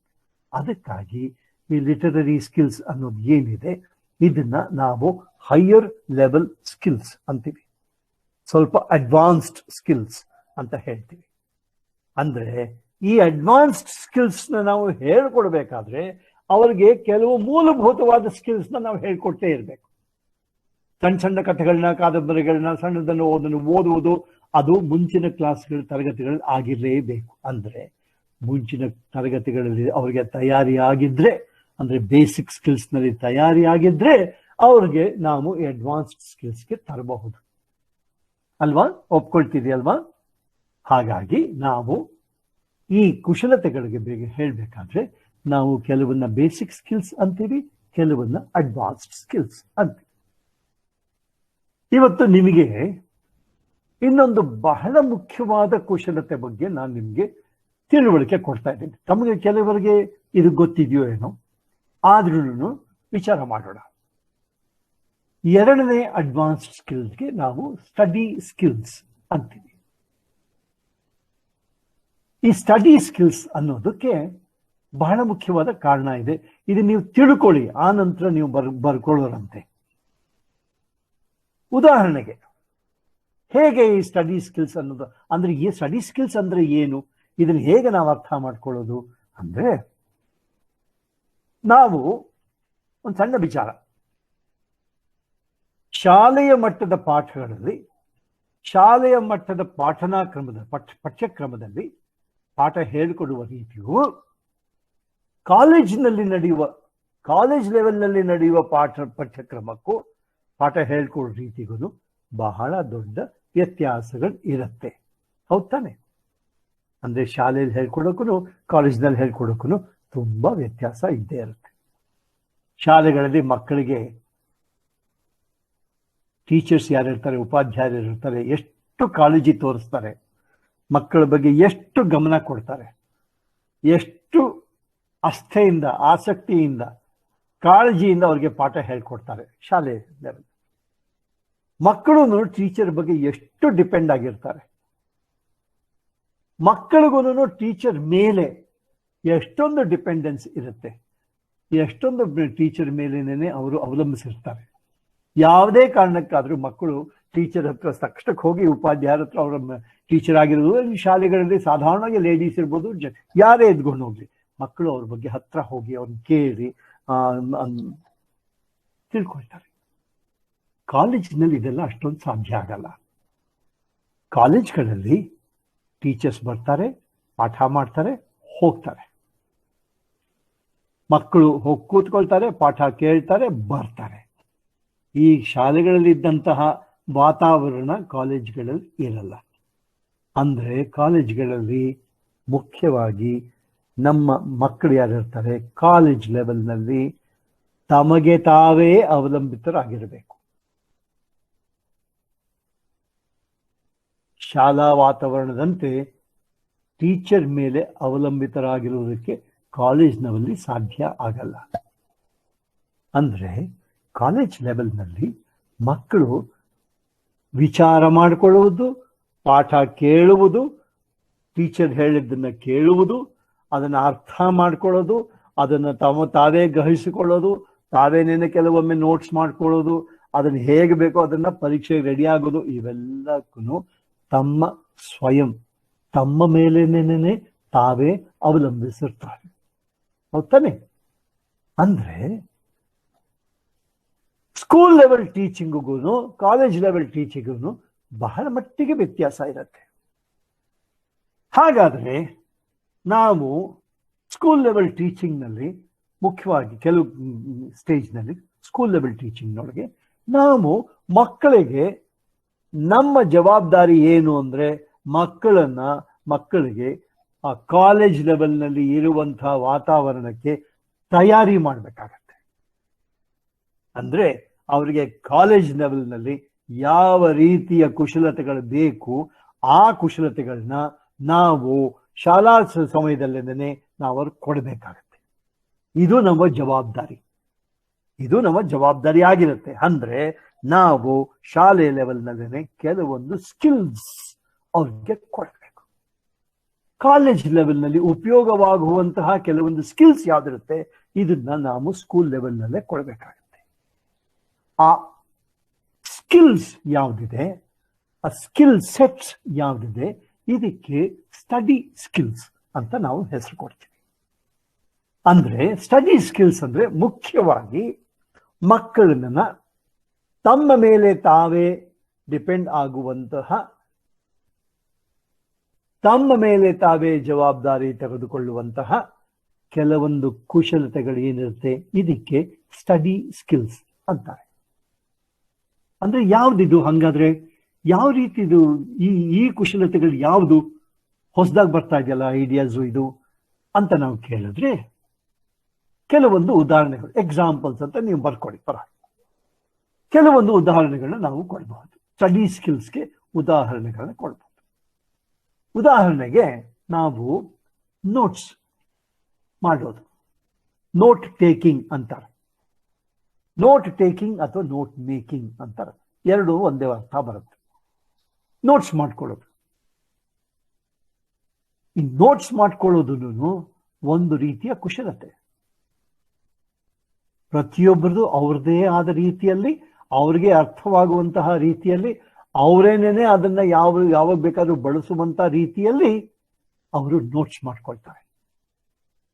ಈ ನೋಟ್ ಮೇಕಿಂಗ್, ನೋಟ್ ಟೇಕಿಂಗ್ ಏನಿದೆ, ಇದು ಒಂದು ಸ್ಕಿಲ್. ನಾವು ಶಾಲಾ ಸಮಯದಲ್ಲಿ ನೋಟ್ ಮೇಕಿಂಗ್, ನೋಟ್ ಟೇಕಿಂಗ್ ಮಕ್ಕಳಿಗೆ ಹೇಳ್ಕೊಟ್ರೆ, ಚೆನ್ನಾಗಿ ಹೇಳ್ಕೊಟ್ರೆ, ಅವ್ರು ಚೆನ್ನಾಗಿ ಅದನ್ನು ಕಲ್ತ್ಕೊಂಡ್ರೆ, ಕಾಲೇಜ್ಗೆ ಹೋದಾಗ ಅವ್ರಿಗೆ ಅದು ಉಪಯೋಗಕ್ಕೆ ಬರುತ್ತಾ? ಖಂಡಿತವಾಗ್ಲೂ ಬರುತ್ತೆ. ಯಾಕೆಂದ್ರೆ ಶಾಲೆಯಲ್ಲಿ, ಕಾಲೇಜ್ ಲೆವೆಲ್ನಲ್ಲಿ ಹೆಚ್ಚಿಗೆ ಲೆಕ್ಚರ್ಸ್ ಕೊಡ್ತಾರೆ. ಆ ಲೆಕ್ಚರ್ಸ್ ಅಥವಾ ಬೋರ್ಡ್ ಏನ್ ಮಾಡ್ತಾರೆ, ಇದರಿಂದ ತಾವು ಸ್ವಯಂ ತಾವೇನೇನೆ ನೋಟ್ಸ್ನ ತಯಾರಿ ಮಾಡ್ಕೊಳ್ಬೇಕಾಗತ್ತೆ. ಆ ನೋಟ್ಸ್ನ ತಯಾರಿ ಮಾಡ್ಕೊಳ್ಬೇಕಾದ್ರೆ ಈ ನೋಟ್ ಮೇಕಿಂಗ್ ಅನ್ನುವ ಕುಶಲತೆ ಏನಿರುತ್ತೆ, ನಾವು ಶಾಲೆಯ ಲೆವೆಲ್ನಲ್ಲಿ ನಾವು ಹೇಳ್ಕೊಟ್ಟಿದ್ರೆ ಕಾಲೇಜ್ ಲೆವೆಲ್ನಲ್ಲಿ ಅವ್ರಿಗೆ ಬಹಳ ಉಪಯೋಗ ಆಗತ್ತೆ. ಹಾಗಾಗಿ ಈ ನೋಟ್ ಮೇಕಿಂಗ್, ನೋಟ್ ಟೇಕಿಂಗ್ ಏನಿದೆ, ಇದು ಒಂದು ಬಹಳ ಮುಖ್ಯವಾದ ಸ್ಟಡಿ ಸ್ಕಿಲ್. ಇದೊಂದು ಎಕ್ಸಾಂಪಲ್. ಇದನ್ನ ನಾವು 2ನೇ ಕ್ಲಾಸು 3ನೇ ಕ್ಲಾಸ್ನ ಹೇಳ್ಕೊಡಕ್ಕಾಗತ್ತಾ? ಇಲ್ಲ, ಅವಶ್ಯಕತೆಯೂ ಇಲ್ಲ. ಆದ್ರೆ 6ನೇ ಕ್ಲಾಸು ಅಲ್ಲಿಂದ ಆರಂಭ ಮಾಡಿದ್ರೆ 7ನೇ ಕ್ಲಾಸ್, 8ನೇ ಕ್ಲಾಸು ಖಂಡಿತವಾದ ಉಪಯೋಗ. 9, 10 ಬಹಳ ಮಟ್ಟಿಗೆ ಉಪಯೋಗ ಆಗುತ್ತೆ. ಅಂದ್ರೆ ಈ ಸ್ಟಡಿ ಸ್ಕಿಲ್ಸ್ ನಲ್ಲಿ ನೋಟ್ ಟೇಕಿಂಗ್, ನೋಟ್ ಮೇಕಿಂಗ್ ಒಂದು ಉದಾಹರಣೆ. ಇದು 2ನೇ ಕ್ಲಾಸು 3ನೇ ಕ್ಲಾಸು 4ನೇ ಕ್ಲಾಸ್ನಲ್ಲಿ ಮಾಡಕ್ ಆಗಲ್ಲ. 7ನೇ ಕ್ಲಾಸ್ನಿಂದ 6ನೇ ಕ್ಲಾಸ್ 7ನೇ ಕ್ಲಾಸ್ ಆರಂಭ ಮಾಡೋದ್ರಿಂದ ಇದಕ್ಕೆ ನಾವು ಹೈಯರ್ ಲೆವೆಲ್ ಸ್ಕಿಲ್ ಅಂತ ಹೇಳ್ಬೋದು. ಆದರೆ ನೋಟ್ ಮೇಕಿಂಗ್, ನೋಟ್ ಟೇಕಿಂಗ್ ಮಾಡುವುದಕ್ಕೆ ಮುಂಚೆ ಅವರಿಗೆ ಕೇಳಿಸ್ಕೊಳ್ಳೋದು, ಬರೆಯುವುದು, ಅಕ್ಷರಾಭ್ಯಾಸ, ವಾಕ್ಯ ರಚನೆ, ಕೇಳಿಸ್ಕೊಂಡಿದ್ದನ್ನ ಸರಿಯಾಗಿ ಉತ್ತರ ಬರ್ಕೊಳ್ಳೋದು, ನೋಟ್ ಟೇಕಿಂಗ್, ಇವೆಲ್ಲ ಕುಶಲತೆಗಳನ್ನ ನಾವು ಹೇಳ್ಕೊಡ್ಬೇಕಾಗತ್ತೆ. ಅಂದ್ರೆ ಈ ಬೇಸಿಕ್ ಸ್ಕಿಲ್ಸ್ ಯಾವ್ದಿದೆ, ಲಿಸ್ನಿಂಗ್, ಸ್ಪೀಕಿಂಗ್, ರೀಡಿಂಗ್, ರೈಟಿಂಗ್, ಇವುಗಳನ್ನ ಅವರು ಚೆನ್ನಾಗಿ ಕಲ್ತಿರ್ಬೇಕಾಗತ್ತೆ. ಇವುಗಳನ್ನ ಚೆನ್ನಾಗಿ ಕಲಿತ ನಂತರ ಅವುಗಳನ್ನ ಉಪಯೋಗ ಮಾಡಿಕೊಂಡು ನಾವು higher level skill note taking, note making ಮಾಡಬಹುದಾಗತ್ತೆ. ಅಂದ್ರೆ ಎಷ್ಟು ಮಟ್ಟಿಗೆ ನಾವು ತಯಾರಿ ಮಾಡಿರ್ತೀವಿ ಕೆಳಗಿನ ಕ್ಲಾಸ್ಗಳಲ್ಲಿ, ಅವಷ್ಟೂ ಉಪಯೋಗಕ್ಕೆ ಬರೋದು ಮುಂದಿನ ಕ್ಲಾಸ್ಗಳಲ್ಲಿ. ಈ ಕ್ಲಾಸ್ನೊಳಗೆ ಯಾವುದು ನಾವು ಹೇಳ್ಕೊಡ್ತೀವಿ ಅಂದ್ರೆ ನೋಟ್ ಟೇಕಿಂಗ್, ನೋಟ್ ಮೇಕಿಂಗ್ ಯಾವ್ದು ಹೇಳ್ಕೊಡ್ತೀವಿ, 7, 8, 9, 10 ಇದು ಕಾಲೇಜ್ಗೆ ಉಪಯೋಗ ಆಗುತ್ತೆ. ಹಾಗಾಗಿ ಲ್ಯಾಂಗ್ವೇಜ್ ಸ್ಕಿಲ್ಸ್ನೊಳಗೆ ಈ ಸ್ಟಡಿ ಸ್ಕಿಲ್ಸ್ ಅನ್ನೋದು ಬಹಳ ಮುಖ್ಯವಾಗುತ್ತೆ. ಇನ್ನೊಂದು 2-3 ಉದಾಹರಣೆಗಳನ್ನ ಕೊಡೋಣ ಸ್ಟಡಿ ಸ್ಕಿಲ್ಸ್ಗೆ. ನೋಟ್ ಮೇಕಿಂಗ್, ನೋಟ್ ಟೇಕಿಂಗ್ ಒಂದು ಉದಾಹರಣೆ ಆಯ್ತು. ಹಾಗೇನೇನೆ 2ನೇದು ಸಮ್ಮರೈಸಿಂಗ್. 2ನೇ ಉದಾಹರಣೆ ಸಮ್ಮರೈಸಿಂಗ್. ಸಮ್ಮರೈಸ್ ಮಾಡೋದು, ಸಮ್ಮರಿ ಮಾಡೋದು, ಸಂಕ್ಷಿಪ್ತವಾಗಿ ಬರುವುದು. ಏನೇ ಓದಿರ್ಲಿ, ಏನೇ ತಿಳುವಳಿಕೆ ಇರಲಿ, ಎಷ್ಟೇ ಅವ್ರಿಗೆ ಆಲೋಚನೆ ಏನಿದ್ರು ಇವನ್ನ ಸಂಕ್ಷಿಪ್ತವಾಗಿ ಬರ್ಕೊಳ್ಳೋದು, ಇದು ಒಂದು ಕುಶಲತೆ. ಹೌದೋ ಅಲ್ವೋ? ಇದು ಒಂದು ಸ್ಕಿಲ್. ಸಮ್ಮರೈಸಿಂಗ್ ಒಂದು ಸ್ಕಿಲ್ ಆಗತ್ತೆ. ಈ ಸ್ಕಿಲ್ ನಾವು ಶಾಲಾ ಸಮಯದಲ್ಲೇ ಹೇಳ್ಕೊಟ್ರೆ ಇದು ಕಾಲೇಜ್ ಲೆವೆಲ್ಗೆ ಬಂದಾಗ ಉಪಯೋಗ ಆಗತ್ತೆ ತಾನೆ? ಖಂಡಿತವಾಗ್ಲೂ ಆಗತ್ತೆ. ಯಾಕೆಂದ್ರೆ ಸ್ಕೂಲ್ಗೆ ಕಂಪೇರ್ ಮಾಡಿದ್ರೆ ಕಾಲೇಜ್ ಲೆವೆಲ್ನಲ್ಲಿ ಓದೋದು ಬಹಳಷ್ಟಿರುತ್ತೆ. ಲೈಬ್ರರಿ ಹೋಗಿ ಬೇಕಾದಷ್ಟು ಕೆಲಸ ಮಾಡಬೇಕಾಗತ್ತೆ. ತಮಗೆ ತಾವೇನೇನೆ ನೋಟ್ಸ್ ತಯಾರಿ ಮಾಡ್ಕೊಳ್ಬೇಕಾಗತ್ತೆ. ಆ ನೋಟ್ಸ್ ತಯಾರಿ ಮಾಡಬೇಕಾದ್ರೆ ಪುಸ್ತಕದಲ್ಲಿರೋದು ಎಲ್ಲವನ್ನೂ ಬರೆಯೋದಕ್ಕಾಗಲ್ಲ, ಅದನ್ನ ಸಮ್ಮರೈಸ್ ಮಾಡಲೇಬೇಕಾಗತ್ತೆ. ಅಂದ್ರೆ ಸಮ್ಮರೈಸಿಂಗ್ ಅನ್ನೋದು, ಸಮ್ಮರಿ ಮಾಡೋದು, ಅದನ್ನು ಸಂಕ್ಷಿಪ್ತವಾಗಿ ಒಂದು ಬರವಣಿಗೆ ಮಾಡೋದು ಬಹಳ ಮುಖ್ಯ, ಅತಿ ಮುಖ್ಯವಾದ ಒಂದು ಕುಶಲತೆ. ಇದನ್ನ ನಾವು ಶಾಲಾ ಸಮಯದಲ್ಲೇನೆ ಹೇಳ್ಕೊಟ್ರೆ ಖಂಡಿತವಾಗ್ಲೂ ಅವ್ರಿಗೆ ಕಾಲೇಜ್ ಸಮಯದಲ್ಲಿ ಬಹಳ ಉಪಯೋಗಕ್ಕೆ ಬರುತ್ತೆ. ನಾವು ಹೇಳ್ಕೊಡ್ಬೋದಲ್ವಾ, ಶಾಲಾ ಸಮಯದಲ್ಲಿ ಹೇಳ್ಕೊಡ್ಬೋದಲ್ವಾ. ಆದ್ರೆ ಇದನ್ನ ಯಥಾ ಪ್ರಕಾರ 2-3ನೇ ಕ್ಲಾಸ್ನಲ್ಲಿ ಹೇಳ್ಕೊಡಕ್ ಸಾಧ್ಯನಾ? ಬೇಕಿಲ್ಲ. 2-3ನೇ ಕ್ಲಾಸ್ನಲ್ಲಿ ಚೆನ್ನಾಗಿ ಓದಿ ಅದನ್ನು ವಿಶದವಾಗಿ ವಿಷಯವನ್ನ ಬಹಳ ವಿಶಾಲವಾಗಿ ಅದನ್ನು ಬರೆಯೋದನ್ನ ಹೇಳ್ಕೊಡ್ತೀವಿ. ಆದ್ರೆ 6ನೇ ಕ್ಲಾಸು 7ನೇ ಕ್ಲಾಸ್ನಿಂದ ನಾವು ಕಥೆನಾಗ್ಲಿ ಅಥವಾ ಏನನ್ನು ಓದಿರ್ತಾರೋ ಅದನ್ನು ಅದನ್ನೊಂದು ಸಣ್ಣದಾಗಿ ಒಂದು ಸಣ್ಣ ಶಾರ್ಟ್ ನೋಟ್ಸ್ ಮಾಡೋದು, ಸಮರೈಸ್ ಮಾಡೋದು, ಇದು ಪದ್ಯ ಓದಿದ್ದನ್ನ ಒಂದು ಸಮರಿ ಕೊಡೋದು, ಇದನ್ನ 6-7ನೇ ಕ್ಲಾಸ್ನಲ್ಲಿ ನಾವು ಹೇಳ್ಕೊಟ್ರೆ 8ನೇ ಕ್ಲಾಸ್ನಲ್ಲಿ ಚೆನ್ನಾಗಿ ಪಕ್ವಾಗುತ್ತೆ. 9-10ಕ್ಕೆ ಉಪಯೋಗಿಸ್ಕೊಳ್ತಾರೆ, ಪರೀಕ್ಷಾ ಸಮಯದಲ್ಲಿ ಉಪಯೋಗಿಸ್ಕೊಳ್ತಾರೆ, ಕಾಲೇಜ್ ಲೆವೆಲ್ನಲ್ಲೂ ಉಪಯೋಗಿಸ್ಕೊಳ್ತಾರೆ. ಆದ್ರಿಂದ ಇದು ಒಂದು 2ನೇ ಬಹಳ ಮುಖ್ಯವಾದ ಸ್ಟಡಿ ಸ್ಕಿಲ್ಸ್ ಎಕ್ಸಾಂಪಲ್. ಒಂದು ಎಕ್ಸಾಂಪಲ್ ಕೊಟ್ಬಿಟ್ಟು ಈ ಸ್ಟಡಿ ಸ್ಕಿಲ್ಸ್ ಬಗ್ಗೆ ಮುಗಿಸ್ತೀವಿ. 3ನೇ ಎಕ್ಸಾಂಪಲ್ ಏನಪ್ಪಾ ಅಂತಂದ್ರೆ ರೆಫರೆನ್ಸಿಂಗ್, ರೆಫರ್ ಮಾಡೋದು. ಯಾವುದೇ ವಿಚಾರ ಆಗ್ಲಿ ಕಾಲೇಜ್ ಲೆವೆಲ್ ನಾವು ತಗೊಂಡಾಗ ಅಲ್ಲಿ ಉಪಾಧ್ಯಾಯರು ಯಾರಿರ್ತಾರೆ ಕಾಲೇಜ್ನಲ್ಲಿ, ಅವರು ಎಷ್ಟೋ ವಿಚಾರಗಳನ್ನ ಹೇಳ್ಬಿಟ್ಟು ಹೊರಟೋಗ್ತಾರೆ. ಅದರ ಬಗ್ಗೆ ಹೆಚ್ಚಿನ ವಿಚಾರ ತಿಳ್ಕೊಳ್ಳೋದು ನಮ್ಮ ಜವಾಬ್ದಾರಿ, ಮಕ್ಕಳ ಜವಾಬ್ದಾರಿ ಆಗುತ್ತೆ.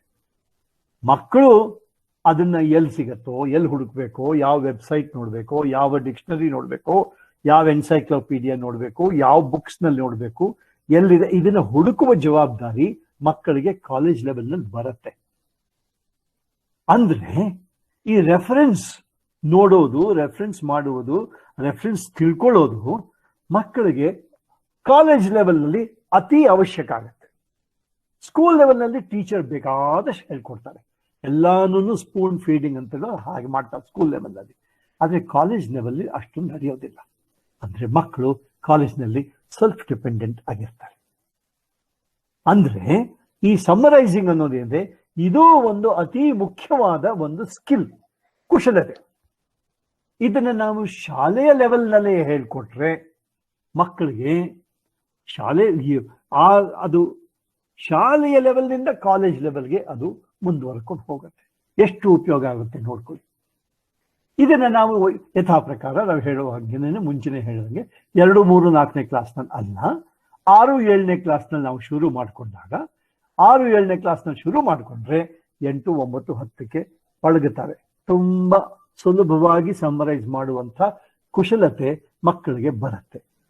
8, 9, 10ನೇ ಕ್ಲಾಸ್ ಕಲ್ತಿರೋದನ್ನ ಆಟೋಮ್ಯಾಟಿಕ್ ಆಗಿ ಅವರುಗಳು ಕಾಲೇಜ್ಗೆ ಹೋದಾಗ ಅದು ಆಟೋಮ್ಯಾಟಿಕ್ ಆಗಿ ಅಲ್ಲಿ ಮುಂದುವರ್ಕೊಂಡು ಹೋಗುತ್ತೆ. ಅಂದ್ರೆ ಈ ಸ್ಟಡಿ ಸ್ಕಿಲ್ಸ್ ನಲ್ಲಿ ಮುಖ್ಯವಾದ ಉದ್ದೇಶ ಏನು ಅಂದ್ರೆ ನಮ್ಮ ಮಕ್ಕಳು ತಮ್ಮ ಮೇಲೆ ತಾವೇ ಡಿಪೆಂಡ್ ಆಗಬೇಕು. ಸೆಲ್ಫ್ ಡಿಪೆಂಡೆನ್ಸ್ ಅಂತೀವಿ. ಸೆಲ್ಫ್ ಡಿಪೆಂಡೆನ್ಸ್ ಒಳಗೆ ನಿಮ್ಗೊಂದು ಇನ್ನೊಂದು 2, 3 ಬಹಳ ಮುಖ್ಯವಾದ ಪದಗಳನ್ನ ನಾನು ಕೊಡ್ತೀನಿ, ಇಂಗ್ಲಿಷ್ನಿಂದ ಕೊಡ್ತೀನಿ, ಅರ್ಥ ಮಾಡ್ಕೊಳ್ಬಹುದು. ನಿಮ್ಗೆಲ್ಲ ಅರ್ಥ ಆಗುತ್ತೆ, ಏನು ಪ್ರಾಬ್ಲಮ್ ಆಗೋದು. ಒಂದು ಸೆಲ್ಫ್ ಡಿಪೆಂಡೆನ್ಸ್ ಅಂದ್ರೆ ಸ್ವಯಂ ತಮ್ಮ ಮೇಲೆ ತಾವೇ ಅನುಭವ. 2ನೇದು ಟೀಚರ್ ಇಂಡಿಪೆಂಡೆನ್ಸ್. ಟೀಚರ್ ಇಂಡಿಪೆಂಡೆನ್ಸ್ ಅಂದ್ರೆ ಇಂಡಿಪೆಂಡೆನ್ಸ್ ಫ್ರಮ್ ಟೀಚರ್ಸ್. ಉಪಾಧ್ಯಾಯರ ಮೇಲೇನೆ ಅವಲಂಬಿತವಾಗುವ ಅವಶ್ಯಕತೆ ಬರದೇ ಇರೋದಕ್ಕೆ ಟೀಚರ್ ಇಂಡಿಪೆಂಡೆನ್ಸ್ ಅಂತೀವಿ. 3ನೇದು ಬಹಳ ಮುಖ್ಯವಾದ ಪದ, ಇದು ನ್ಯೂ ಎಜುಕೇಶನ್ ಪಾಲಿಸಿನಲ್ಲೂ ಬರ್ತಾ ಇದೆ, ಲರ್ನರ್ ಆಟಾನಮಿ. ಲರ್ನರ್ ಆಟಾನಮಿ ಅಂದ್ರೆ ನಮ್ಮ ಮಕ್ಕಳು ತಮ್ಮ ಮೇಲೆ ತಾವೇ ಡಿಪೆಂಡ್ ಆಗೋದಕ್ಕೆ, ಯಾರ್ದು ಸಹಾಯವಿಲ್ಲದೆ ತಮ್ಮ ಮೇಲೆ ತಾವೇ ಡಿಪೆಂಡ್ ಆಗಿ ತಮ್ಮ ಜೀವನವನ್ನು ತಾವೇ ರೂಪಿಸಿಕೊಳ್ಳುವಂಥ ಕುಶಲತೆಗೆ ಲರ್ನರ್ ಆಟಾನಮಿ ಅಂತ ಹೇಳ್ತೀವಿ. ಈ ಲರ್ನರ್ ಆಟಾನಮಿ ಅನ್ನೋದನ್ನು ಅಷ್ಟೇ ಮುಖ್ಯವಾದ ಸ್ಕಿಲ್. ಇದು ನಾವು ಸ್ಕೂಲ್ ಲೆವೆಲ್ನಲ್ಲಿ ಹೇಳ್ಕೊಟ್ಟಾಗ ಖಂಡಿತವಾಗ್ಲೂ ಅವರಿಗೆ ಕಾಲೇಜ್ ಲೆವೆಲ್ನಲ್ಲಿ ಉಪಯೋಗ ಆಗ್ತದೆ. ಅಂದ್ರೆ ನಾವು ಸ್ಕಿಲ್ಸ್ನ ನಮ್ಮ ಕುಶಲತೆಗಳ ಬಗ್ಗೆ ಮಾತಾಡಬೇಕಾದ್ರೆ, ಲ್ಯಾಂಗ್ವೇಜ್ ಸ್ಕಿಲ್ಸ್ ಬಗ್ಗೆ ಮಾತಾಡಬೇಕಾದ್ರೆ ನಾವು ಮುಂಚೆನೆ ಹೇಳಿದ್ದು ಬರೀ 4 ಕುಶಲತೆಗಳಲ್ಲ, ಇದರೊಳಗೆ ನಮಗೆ 7 ಕುಶಲತೆಗಳಿದೆ ಅಂತ ಹೇಳಿದ್ವಿ. 4 basic language skills, 3 advanced language skills. ಕೊನೆಯ ಅಡ್ವಾನ್ಸ್ ಸ್ಕಿಲ್ ಯಾವುದು? Communication skills. ಕಮ್ಯುನಿಕೇಶನ್ ಸ್ಕಿಲ್ಸ್ ನಿಮಗೆ ಗೊತ್ತೇ ಇದೆ, ಸಂವಹನ.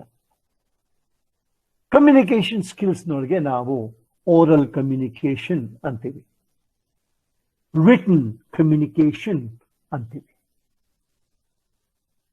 ಇನ್ನು ಕೆಲವಾಗಿ ಸಿಂಬಾಲಿಕ್ ಕಮ್ಯುನಿಕೇಶನ್ ಅವೆಲ್ಲ ಹೇಳ್ಬಹುದು. ಆದರೆ ಓರಲ್ ಕಮ್ಯುನಿಕೇಶನ್ ಮತ್ತೆ ರಿಟನ್ ಕಮ್ಯುನಿಕೇಶನ್, ಮಾತನಾಡುವಿಕೆ, ಬರೆಯುವಿಕೆ, ಎರಡರ ಮೂಲಕ ಸಂವಹನ ಕ್ರಿಯೆ ನಡೆಯುವುದು. ಎರಡು ಕಾರ್ಯಕ್ರಮಗಳ ಮೂಲಕ ಸಂವಹನ ಕ್ರಿಯೆ ನಡೆಯುವುದು ಎಷ್ಟರ ಮಟ್ಟಿಗೆ ಮುಖ್ಯ, ಎಷ್ಟು ಮಟ್ಟಿಗೆ ಅದು ಅವಶ್ಯಕ ಅನ್ನೋದು ನಿಮ್ಗೆ ಗೊತ್ತೇ ಇದೆ. ಹಾಗೆ ಮಕ್ಕಳು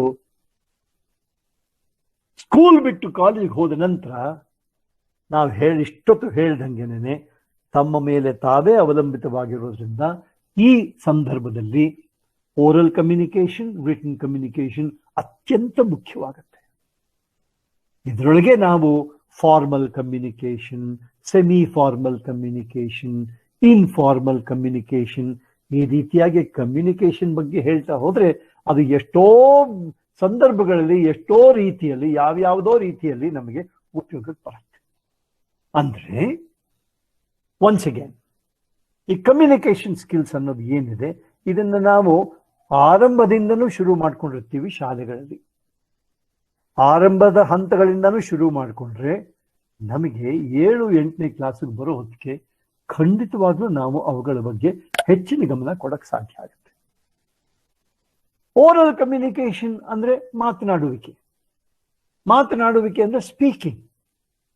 ನಾವು ಶಾಲೆಯಲ್ಲಿ ಆರಂಭದಿಂದ ಸ್ಪೀಕಿಂಗ್ ಅನ್ನೋದ್ರ ಬಗ್ಗೆ ನಾವು ಗಮನ ಹರಿಸಿದ್ರೆ ಆಟೋಮೆಟಿಕ್ ಆಗಿ ಆ ಸ್ಪೀಕಿಂಗ್, ಬೇಸಿಕ್ ಸ್ಪೀಕಿಂಗ್ ಏನಿರುತ್ತೆ, ಪದಗಳೇ ಆಗಲಿ, ಸೆಂಟೆನ್ಸಸ್ಸೇ ಆಗಲಿ, ಆ ನಂತರ ಒಂದು ಮಾತುಕತೆನೇ ಆಗಲಿ, ಅದಕ್ಕೆ ಡಿಸ್ಕೋರ್ಸ್ ಅಂತೀವಿ, ಅಥವಾ ಏನು ಡ್ರಾಮಾ ಆಗಲಿ, ಏನೇ ಆಗಲಿ, ಇದು ನಾವು ಆರಂಭದಿಂದನೇ ಶುರು ಮಾಡಿದ್ದನ್ನ 7-8 ತರಗತಿಗೆ ಬರೋದಕ್ಕೆ ಡಿಬೇಟ್ ಮಾಡೋದು, ಡಿಸ್ಕಷನ್ ಮಾಡೋದು, ಸ್ಪೀಚ್ ಮಾಡೋದು, ಪವರ್ ಪಾಯಿಂಟ್ ಪ್ರೆಸೆಂಟೇಷನ್ಸ್ ಮಾಡೋದು, ಎಕ್ಸಿಬಿಷನ್ ನಲ್ಲಿ ಪಾರ್ಟಿಸಿಪೇಟ್ ಮಾಡೋದು, ಮಾಕ್ ಪಾರ್ಲಿಮೆಂಟ್ ನಲ್ಲಿ ಇರೋದು, ಹೀಗೆ ಅನೇಕಾನೇಕ ಚಟುವಟಿಕೆಗಳಲ್ಲಿ ನಾವು ತೊಡಗಿಸಿಕೊಂಡಾಗ, ನಮ್ಮ ಮಕ್ಕಳು ತೊಡಗಿಸಿಕೊಂಡಾಗ ಅವರಿಗೆ ಕಮ್ಯುನಿಕೇಶನ್ ಸ್ಕಿಲ್ ಅನ್ನೋದು ಬಹಳ ಮುಖ್ಯ ಆಗತ್ತೆ. ಆದ್ರಿಂದ ನಾವು 2 ಮುಖ್ಯ ವಿಚಾರಗಳನ್ನ ತಿಳ್ಕೊಂಡಾಗತ್ತೆ. ಒಂದು, ಶಾಲೆಯಲ್ಲಿ ಅಥವಾ ಯಾವುದೇ ರೀತಿಯಲ್ಲಿ ನೀವು ಅನೇಕಾನೇಕ ಜನಗಳನ್ನ ನೀವು ತಯಾರಿ ಮಾಡೋ ಸ್ಥಿತಿನಲ್ಲಿ ನೀವುಗಳು ಏನು ಗಮನದಲ್ಲಿ ಇಟ್ಕೊಳ್ಬೇಕು ಅಂತಂದ್ರೆ, ನಿಮ್ಗೂ 2 ಹಂತಗಳಿರತ್ವೆ. ಮೊದಲನೇ ಹಂತದಲ್ಲಿ ಕೆಲವು ಬೇಸಿಕ್ ಲ್ಯಾಂಗ್ವೇಜ್ ಸ್ಕಿಲ್ಸ್ ಕಲಿಸ್ಕೊಡ್ತೀವಿ. 2ನೇ ಹಂತದಲ್ಲಿ ನೀವು ಅಡ್ವಾನ್ಸ್ಡ್ ಲ್ಯಾಂಗ್ವೇಜ್ ಸ್ಕಿಲ್ಸ್ ಕಲಿಸ್ಕೊಡ್ತೀವಿ. ಅಂದ್ರೆ ಲ್ಯಾಂಗ್ವೇಜ್ ಸ್ಕಿಲ್ಸ್ನ ನೀವು ಕಲಿಸ್ಕೊಳ್ಬೇಕಾದ್ರೆ, ಭಾಷೆಯಲ್ಲಿ ಪ್ರಾವೀಣ್ಯತೆಯನ್ನು ನೀವು ಕಲಿಸ್ಕೊಳ್ಬೇಕಾದಲ್ಲಿ ನೀವು 2 ಹಂತದಲ್ಲಿ ನೀವು ಕೆಲಸ ಮಾಡಬೇಕಾಗುತ್ತೆ. ಇದರಿಂದಾಗಿ ನಮಗೇನು ಮುಖ್ಯವಾಗಿ ತಿಳಿಯುತ್ತೆ ಅಂತಂದ್ರೆ, ನಾವು ಆರಂಭದ ಹಂತಗಳಲ್ಲಿ ನಮ್ಮ ಬೇಸಿಕ್ ಸ್ಕಿಲ್ಸ್ನ ಎಷ್ಟರ ಮಟ್ಟಿಗೆ ನಾವು ನಮ್ಮ ವಿದ್ಯಾರ್ಥಿಗಳಲ್ಲಿ ಹೇಳ್ಕೊಡ್ತೀವಿ, ಅಷ್ಟೇ ಮಟ್ಟಿಗೆ ಅವರಿಗೆ ಅಡ್ವಾನ್ಸ್ ಸ್ಕಿಲ್ಸ್ನ ನಾವು ತಯಾರಿ ಮಾಡಬಹುದು.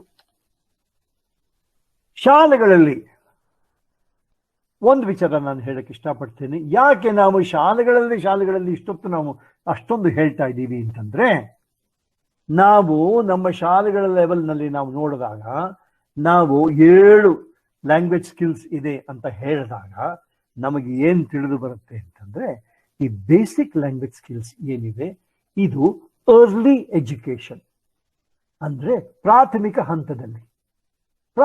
ಹಂತದಲ್ಲಿ ನಾವು ಹೇಳೋದು ಏನಪ್ಪಾ ಅಂತಂದ್ರೆ,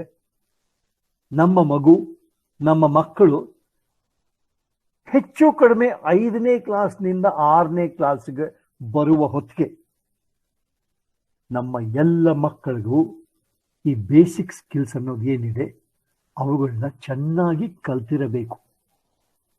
ಅಂದ್ರೆ ನಮ್ಮ ಪ್ರೈಮರಿ ಟೀಚರ್ಸ್ ಏನಿದ್ದಾರೆ, ಅಂದ್ರೆ ಆರಂಭಿಕ ಹಂತದ ಉಪಾಧ್ಯಾಯರುಗಳು ಏನಿರ್ತಾರೆ, ಅವರ ಕೆಲಸ ಏನಪ್ಪಾ ಅಂತಂದ್ರೆ ಎಲ್ಲ ಮಕ್ಕಳಿಗೂ, ಯಾವ ಮಕ್ಕಳು 5ನೇ ಕ್ಲಾಸ್ ಬಿಟ್ಟು 6ನೇ ಕ್ಲಾಸ್ ಅಂದ್ರೆ ಹೈಯರ್ ಲೆವೆಲ್ಗೆ ಹೋಗಕ್ಕೆ ಸಿದ್ಧವಾಗಿರ್ತಾರೆ, ಈ ಎಲ್ಲ ಮಕ್ಕಳಿಗೂ ಆ ಬೇಸಿಕ್ ಲ್ಯಾಂಗ್ವೇಜ್ ಸ್ಕಿಲ್ಸ್ನ ಚೆನ್ನಾಗಿ ಕಲಿಸಿರುವುದು. 7, 6, 7, 8, 9, 10ನೇ ಕ್ಲಾಸ್ನಲ್ಲಿರೋ ಉಪಾಧ್ಯಾಯರುಗಳು ಇರ್ತಾರೆ, ಅವರು ಅಡ್ವಾನ್ಸ್ಡ್ ಸ್ಕಿಲ್ಸ್ ಬಗ್ಗೆ ಅವರು ಕಾನ್ಸಂಟ್ರೇಟ್ ಮಾಡ್ತಾರೆ. ಅಲ್ಲಿ ಅವರು ಗಮನ ಕೊಡಕ್ಕೆ ಸಾಧ್ಯ ಆಗುತ್ತೆ. 6, 7, 8, 9, 10ನೇ ಕ್ಲಾಸ್ನಲ್ಲಿರೋ ಟೀಚರ್ಸ್ಗೆ ಬೇಸಿಕ್ ಸ್ಕಿಲ್ಸ್ ಯಾವ್ದಿದೆ ಅದನ್ನೇ ಹೇಳ್ಕೊಡಿ ಅಂದ್ರೆ ಅವ್ರಿಗೆ ಪಾಪ ಕಷ್ಟ ಆಗುತ್ತೆ. ಅದು ಸರಿನೂ ಅಲ್ಲ. ಯಾಕಂದ್ರೆ ನೀವು ಆಲೋಚನೆ ಮಾಡಿದಂಗೆನೆ ನಮ್ಮ ಲಿಟರರಿ ಸ್ಕಿಲ್ಸ್ ತಗೊಳ್ಳಿ, ಅಥವಾ ಸ್ಟಡಿ ಸ್ಕಿಲ್ಸ್ ತಗೊಳ್ಳಿ, ಅಥವಾ ಕಮ್ಯುನಿಕೇಶನ್ ಸ್ಕಿಲ್ಸ್ ತಗೊಳ್ಳಿ, ಇದು ಎಷ್ಟು ಕಾಂಪ್ಲೆಕ್ಸ್ ಆಗಿರುತ್ತೆ, ಎಷ್ಟು ಕ್ರಿಟಿಕಲ್ ಆಗಿರುತ್ತೆ, ಎಷ್ಟು ಮುಖ್ಯವಾಗಿರುತ್ತೆ ಅಂತಂದ್ರೆ ನಮಗೆ ಆ ಮಕ್ಕಳು 10ನೇ ಕ್ಲಾಸ್ ಬಿಟ್ಟು ಹೋಗೋ ಮುಂದೆ ಮಕ್ಕಳಿಗೆ 4 ಅಲ್ಲ 7 ಸ್ಕಿಲ್ಸ್ನ ಅವರು ಚೆನ್ನಾಗಿ ಕಲ್ತಿರ್ಬೇಕು ಅಂದ್ರೆ ಇನ್ನೆಷ್ಟು ಕೆಲಸ ನಡೆಯುತ್ತೆ ನೋಡಿ, ನೀವೇ ಆಲೋಚನೆ ಮಾಡ್ಬೋದು. ಆದ್ರಿಂದಾಗಿ ನಾವು ಹೇಳೋದೇನಪ್ಪಾ ಅಂತಂದ್ರೆ ಆರಂಭಿಕ ಶಿಕ್ಷಣದಲ್ಲಿ ನಮ್ಮ ಮೂಲಭೂತವಾದ ಬೇಸಿಕ್ ಸ್ಕಿಲ್ಸ್ನ ನಂತರದ ದಿನಗಳಲ್ಲಿ ಈ ಅಡ್ವಾನ್ಸ್ ಸ್ಕಿಲ್ಸ್ನ ಹೇಳ್ಕೊಳ್ಳೋದು. ಇವೆಲ್ಲವನ್ನು ಒಟ್ಟಿಗೆ ನಾವು ಏನ್ ಹೇಳ್ತೀವಿ ಅಂತ ಸೇರಿಸಿ ನಾವು ಏನ್ ಹೇಳ್ತೀವಿ ಅಂದ್ರೆ, ನಮ್ಮ ಮಗು 10ನೇ ಕ್ಲಾಸ್ನಲ್ಲಿ ಅಲ್ಲಿಂದ ಈಚೆ ಬಂದು ಕಾಲೇಜ್ ಎಂಟರ್ ಆಗೋದಕ್ಕೆ ಮುಂಚೆ ನಮ್ಮ ಮಕ್ಕಳಿಗೆ ಈ 7 ಸ್ಕಿಲ್ಸ್ ಯಾವುದಿದೆ ಇಷ್ಟು ಚೆನ್ನಾಗಿ ತಿಳಿದಿರ್ಬೇಕಂತ. ನವೋದಯ ವಿದ್ಯಾಶಾಲೆಗಳಲ್ಲಿ ನಮ್ಮ ಜವಾಬ್ದಾರಿನೇ ಬೇರೆ ರೀತಿ ಇರುತ್ತೆ. ನಾನು ಸುಮಾರು ನವೋದಯ ವಿದ್ಯಾಲಯ ಶಾಲೆಗಳಿಗೂ ನಾನು ಹೋಗಿದ್ದೀನಿ, ಇನ್ಕ್ಲೂಡಿಂಗ್ ಆಂಧ್ರ ಪ್ರದೇಶನಲ್ಲೂ ಕೆಲವು ನೋಡಿದ್ದೀನಿ, ಮಧ್ಯಪ್ರದೇಶನಲ್ಲಿ ನೋಡಿದ್ದೀನಿ, ಮಹಾರಾಷ್ಟ್ರದಲ್ಲಿ ನೋಡಿದ್ದೀನಿ, ಹೀಗೇನೆ ಕರ್ನಾಟಕದಲ್ಲೂ ನೋಡಿದ್ದೀನಿ. ಮಕ್ಕಳು ಈ ಕಡೆಯಿಂದ ಬರಲ್ಲ, ಆ ಕಡೆಯಿಂದ ಬರ್ತಾರೆ. ಅಂದ್ರೆ ಮಕ್ಕಳಿಗೆ ಕೆಲವೊಂದು ಮೂಲಭೂತವಾದ ಕೌಶಲ್ಯಗಳು ಇರೋದಿಲ್ಲ, ಯಾಕೆಂದ್ರೆ ತಂದೆ ತಾಯಿಯರಿಗೂ ಇರೋದಿಲ್ಲ. ಅಂಥ ಸ್ಥಿತಿಯಿಂದ ಮಕ್ಕಳು ಬಂದಾಗ ಅವ್ರು ನಮ್ಮ ಕೈಗೆ ಬರ್ತಾರೆ. ಅಂಡ್ ನಾವು ಅವ್ರಿಗೆ 8ನೇ ಕ್ಲಾಸ್ನಿಂದ ಇಂಗ್ಲಿಷ್ ಮೀಡಿಯಂನಲ್ಲೇ ಪಾಠ ಮಾಡಬೇಕಾಗುತ್ತೆ. ಅವ್ರನ್ನ ಆ ಹಂತಕ್ಕೆ ತರಬೇಕಾದ್ರೆ ನಮಗೆ ಯಾವ ರೀತಿಯ ಕುಶಲತೆಗಳಿರಬೇಕು ಇದನ್ನ ನನಗೆ ಗೊತ್ತು. ಅದರಿಂದಾಗಿ ನಾನು ಇದನ್ನ ಹೇಳಕ್ ಪ್ರಯತ್ನ ಮಾಡ್ತಾ ಇದ್ದೀನಿ. ಹಾಗಾಗಿ ಲ್ಯಾಂಗ್ವೇಜ್ ಸ್ಕಿಲ್ಸ್ ಬಗ್ಗೆ ನಾನು ಸೈನ್ಸ್, ಸೋಷಿಯಲ್ ಸೈನ್ಸ್, ಹಿಸ್ಟ್ರಿ, ಅದ್ರ ಬಗ್ಗೆ ಇರೋ ಸ್ಕಿಲ್ಸ್ ಬಗ್ಗೆ ಹೇಳ್ತಿಲ್ಲ. ಅಲ್ಲೂ ನಾವು ಹೇಳ್ದಂಗೆ ಕಾಂಟೆಂಟ್ ಅನ್ನೋದು ಇರುತ್ತೆ, ಮೂಲ ವಿಷಯಗಳು ಇರುತ್ತೆ, ಸ್ಕಿಲ್ಸ್ ಅನ್ನೋದು ಇರುತ್ತೆ. ಅದು ಬೇರೆ, ಅದು ಆ ಟೀಚರ್ಸ್ಗೆ ಸಂಬಂಧಪಟ್ಟಂಗೆ. ಬಟ್ ನಾನು ಲ್ಯಾಂಗ್ವೇಜ್ ಸ್ಕಿಲ್ಸ್ ಬಗ್ಗೆ ಹೇಳುವುದಾದ್ರೆ, ನಮ್ಮ ಮಕ್ಕಳಿಗೆ ಈ 7 ಸ್ಕಿಲ್ಸ್ ಏನಿದೆ, ಕುಶಲತೆಗಳು ಏನಿರುತ್ತೆ, ಇವೆಲ್ಲವನ್ನು ನಾವು ಹೇಳ್ಕೊಡ್ಬೇಕಾಗತ್ತೆ. ನೋಡಿ, ಇದನ್ನೆಲ್ಲ ಹೇಳ್ಕೊಡ್ಬೇಕಾದ್ರೆ ಇದರ ಬಗ್ಗೆ ಕೊನೆ ಮಾತು ನಾನು ಹೇಳೋದು ಏನು ಅಂತಂದ್ರೆ, ನಮಗೇನೆ ಉಪಾಧ್ಯಾಯರಿಗೇನೆ ಎಷ್ಟೊಂದು ಸ್ಕಿಲ್ಸ್ ಇರಬೇಕಾಗತ್ತೆ, ನಮಗೆ ಎಷ್ಟೊಂದು ತಿಳುವಳಿಕೆಗಳಿರ್ಬೇಕಾಗತ್ತೆ. ಮೊದಲನೇದಾಗಿ ಈ ಎಲ್ಲ ಸ್ಕಿಲ್ಸ್ಗಳ ಬಗ್ಗೆನೂ ತಿಳುವಳಿಕೆ ಬೇಕು. ಆ 7 ಸ್ಕಿಲ್ಸ್ ಬಗ್ಗೆ ತಿಳುವಳಿಕೆ ಇರಬೇಕು. ಎರಡನೇದಾಗಿ ಈ 7 ಸ್ಕಿಲ್ಸ್ನ ಮಕ್ಕಳಲ್ಲಿ ಅದನ್ನ ಅಭಿವೃದ್ಧಿ ಪಡಿಸ್ಬೇಕಾದ್ರೆ ಆ ಸ್ಕಿಲ್ ಸಹ ನಮಗೆ ತಿಳಿದಿರ್ಬೇಕಾಗತ್ತೆ. ಹೇಗೆ ನಾವು ಅವ್ರಿಗೆ ಹೇಳ್ಕೊಡೋದು, ನಾವು ಎಲ್ಲಿಂದ ನಮಗೆ ಬೇಕಾದ ಕಾಂಟೆಂಟ್ ತರೋದು. ಟೆಕ್ಸ್ಟ್ ಬುಕ್ಸ್ ಏನೋ ಕೊಡುತ್ತೆ, ಅದಕ್ಕೂ ಮೀರಿ ಕೆಲವೊಮ್ಮೆ ನಾವು ಇನ್ನೊಂದಷ್ಟು ವಿಚಾರಗಳನ್ನ ಮಕ್ಕಳಿಗೆ ತರಬೇಕಾದ್ರೆ ನಾವು ಎಲ್ಲಿಂದ ತರಬೇಕು. ಸೊ ನಮಗೆ ಎಷ್ಟೊಂದು ಕುಶಲತೆಗಳಿರ್ಬೇಕು ನಮಗೇನೇನೆ. ಹಾಗೇನೇನೆ ಕೆಲವೊಂದು ನಮ್ಮ ಟೆಕ್ಸ್ಟ್ ಬುಕ್ಸ್ ನಲ್ಲಿ ಈ ಸ್ಟಡಿ ಸ್ಕಿಲ್ಸ್ ನಾನು ಯಾವ್ದು ಹೇಳಿದೆ, ಪ್ರಾಯಶಃ ಇದ್ರ ಬಗ್ಗೆ ಹೆಚ್ಚಿಗೆ ವಿಚಾರ ಅಲ್ಲಿರಲ್ಲ. ಆದ್ರೆ ನಾವು ಉಪಾಧ್ಯಾಯರುಗಳು ನಮ್ಮ ಮನಸ್ಸಿಗೆ ಇದು ಬಹಳ ಮುಖ್ಯ ಅಂತ ಅನಿಸಿ, ಹೌದು ಇದನ್ನು ನಾನು ನಮ್ಮ ಮಕ್ಕಳನ್ನು ಹೇಳ್ಕೊಳ್ಳೇಬೇಕು ಅನ್ನುವುದಾದ್ರೆ ಇದಕ್ಕೆ ಸಂಬಂಧಪಟ್ಟಂತೆ ನಾವೇನೇನೆ ಅನೇಕ ವಿಚಾರಗಳನ್ನ ನಾವು ಎಲ್ಲೆಲ್ಲಿ ನಾನು ಹುಡುಕಿ ತಂದು ಕ್ಲಾಸ್ನಲ್ಲಿ ಪಾಠ ಮಾಡಬೇಕಾಗುತ್ತೆ. ಅಂದ್ರೆ ಒಟ್ಟಿನಲ್ಲಿ ಹೇಳೋದಾದ್ರೆ ಲ್ಯಾಂಗ್ವೇಜ್ ಸ್ಕಿಲ್ಸ್ ಬಗ್ಗೆ ನಾನು ಸಾಕಷ್ಟು ನಿಮಗೆ ವಿಚಾರಗಳನ್ನ ಹೇಳಿದ್ದೀನಿ. ಕೊನೆಯದಾಗಿ, ಯಾಕೆಂದ್ರೆ ನನಗೆ ನೀವು ಒಂದಷ್ಟು ಪ್ರಶ್ನೆಗಳು ಕೇಳಬಹುದು ಅಂತ ನನಗೆ ಆಸೆ ಇದೆ, ಕೇಳಿ. ಕೊನೆಯದಾಗಿ ಒಂದೆರಡು ವಿಚಾರಗಳನ್ನ ಹೇಳ್ತೀನಿ. ನಾವು ಲ್ಯಾಂಗ್ವೇಜ್ ಸ್ಕಿಲ್ಸ್ ಬಗ್ಗೆನೇ ಮಾತಾಡೋದು ಅಷ್ಟೇ ಅಲ್ಲ. ಈಚಿನ ದಿನಗಳಲ್ಲಿ ನಾವು ಇನ್ನೂ ಕೆಲವು ಸ್ಕಿಲ್ಸ್ ಬಗ್ಗೆ ಮಾತಾಡ್ತೀವಿ. ಲ್ಯಾಂಗ್ವೇಜ್ ಸ್ಕಿಲ್ಸ್ ಮಾತಾಡಬೇಕಾದ್ರೆ ನಾವು ಗ್ರಾಮರು, ವೊಕ್ಯಾಬುಲರಿ ಇದನ್ನೆಲ್ಲ ಸೇರಿಸ್ಕೊಂಡಿರ್ತೀವಿ. ಬಿಡಿ, LSRW ಅನ್ಬೇಕಾದ್ರೆ ಅದರೊಳಗೆ ವೊಕ್ಯಾಬುಲರಿನೂ ಸೇರಿರುತ್ತೆ, ಪದಗಳು, ವರ್ಡ್ ಡೆವಲಪ್ಮೆಂಟು ಸೇರಿರುತ್ತೆ, ಗ್ರಾಮರ್ ಹೇಳ್ಕೊಡೋದು ಸೇರಿರುತ್ತೆ. ಇವೆಲ್ಲಾನು ಬಿಡಿ. ಇದರ ಜೊತೆಗೆ ಕೊನೆಯ ಎರಡು ಮಾತು, ಇವತ್ತು ನಾವು ಇನ್ನು ಕೆಲವು ಸ್ಕಿಲ್ಸ್ ಬಗ್ಗೆ ಮಾತಾಡ್ತೀವಿ. ಭಾಷೆಯನ್ನು ಹೇಳ್ಕೊಡ್ಬೇಕಾದ್ರೆ ಲ್ಯಾಂಗ್ವೇಜ್ ಸ್ಕಿಲ್ಸ್ ಜೊತೆಗೆ ಒಂದು ಸೋಷಿಯಲ್ ಸ್ಕಿಲ್ಸ್.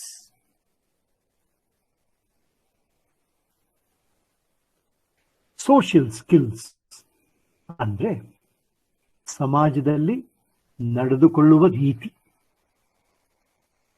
ಸಮಾಜದಲ್ಲಿ ನಡೆದುಕೊಳ್ಳಬೇಕಾಗಿರುವ ರೀತಿ ನೀತಿಗಳು, ಹೇಗೆ ಸಮಾಜದಲ್ಲಿ ಬಿಹೇವ್ ಮಾಡಬೇಕು, ಹೇಗೆ ಸಮಾಜದಲ್ಲಿ ನಾವು ಇರಬೇಕು, ಯಾವ ರೀತಿಯ ಭಾಷೆಗಳನ್ನು ಸಮಾಜದಲ್ಲಿ ಉಪಯೋಗಿಸ್ಬೇಕು. ಸಮಾಜ ಅಂದ್ರೆ ಏನು, ದೊಡ್ಡ ಸಮಾಜ ನಾವು ಹೇಳ್ತಿಲ್ಲ, ತರಗತಿಯೇ ಒಂದು ಸಮಾಜ. ನಮ್ಮ ಪ್ರಿನ್ಸಿಪಲ್ ಯಾರಿರ್ತಾರೆ, ನಮ್ಮ ನವೋದಯ ಶಾಲೆಯ ಪ್ರಿನ್ಸಿಪಲ್ ಯಾರಿರ್ತಾರೆ, ಅವ್ರ ಅಕಸ್ಮಾತ್ ನಮ್ಮ ತರಗತಿಗೆ ಬಂದಾಗ ಅವರ ಜೊತೆ ನಾವು ಎದ್ದು ನಿಂತು ಮಾತಾಡಿ ನಡೆದುಕೊಳ್ಳುವ ರೀತಿನೇ ಒಂದು ಸೋಷಿಯಲ್ ಸ್ಕಿಲ್ ಆಗತ್ತೆ. ಅದನ್ನು ನಾವು ಮಕ್ಕಳಿಗೆ ಹೇಳ್ಕೊಡ್ಬೇಕಾಗುತ್ತೆ.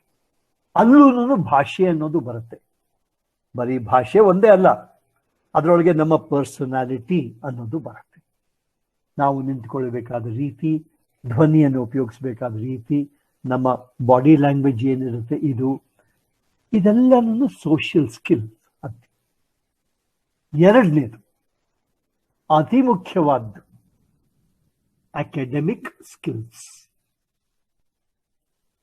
ಅಕಾಡೆಮಿಕ್ ಸ್ಕಿಲ್ಸ್ ಅಂದ್ರೆ ಕಲಿಯುವಿಕೆಯ ರೀತಿ.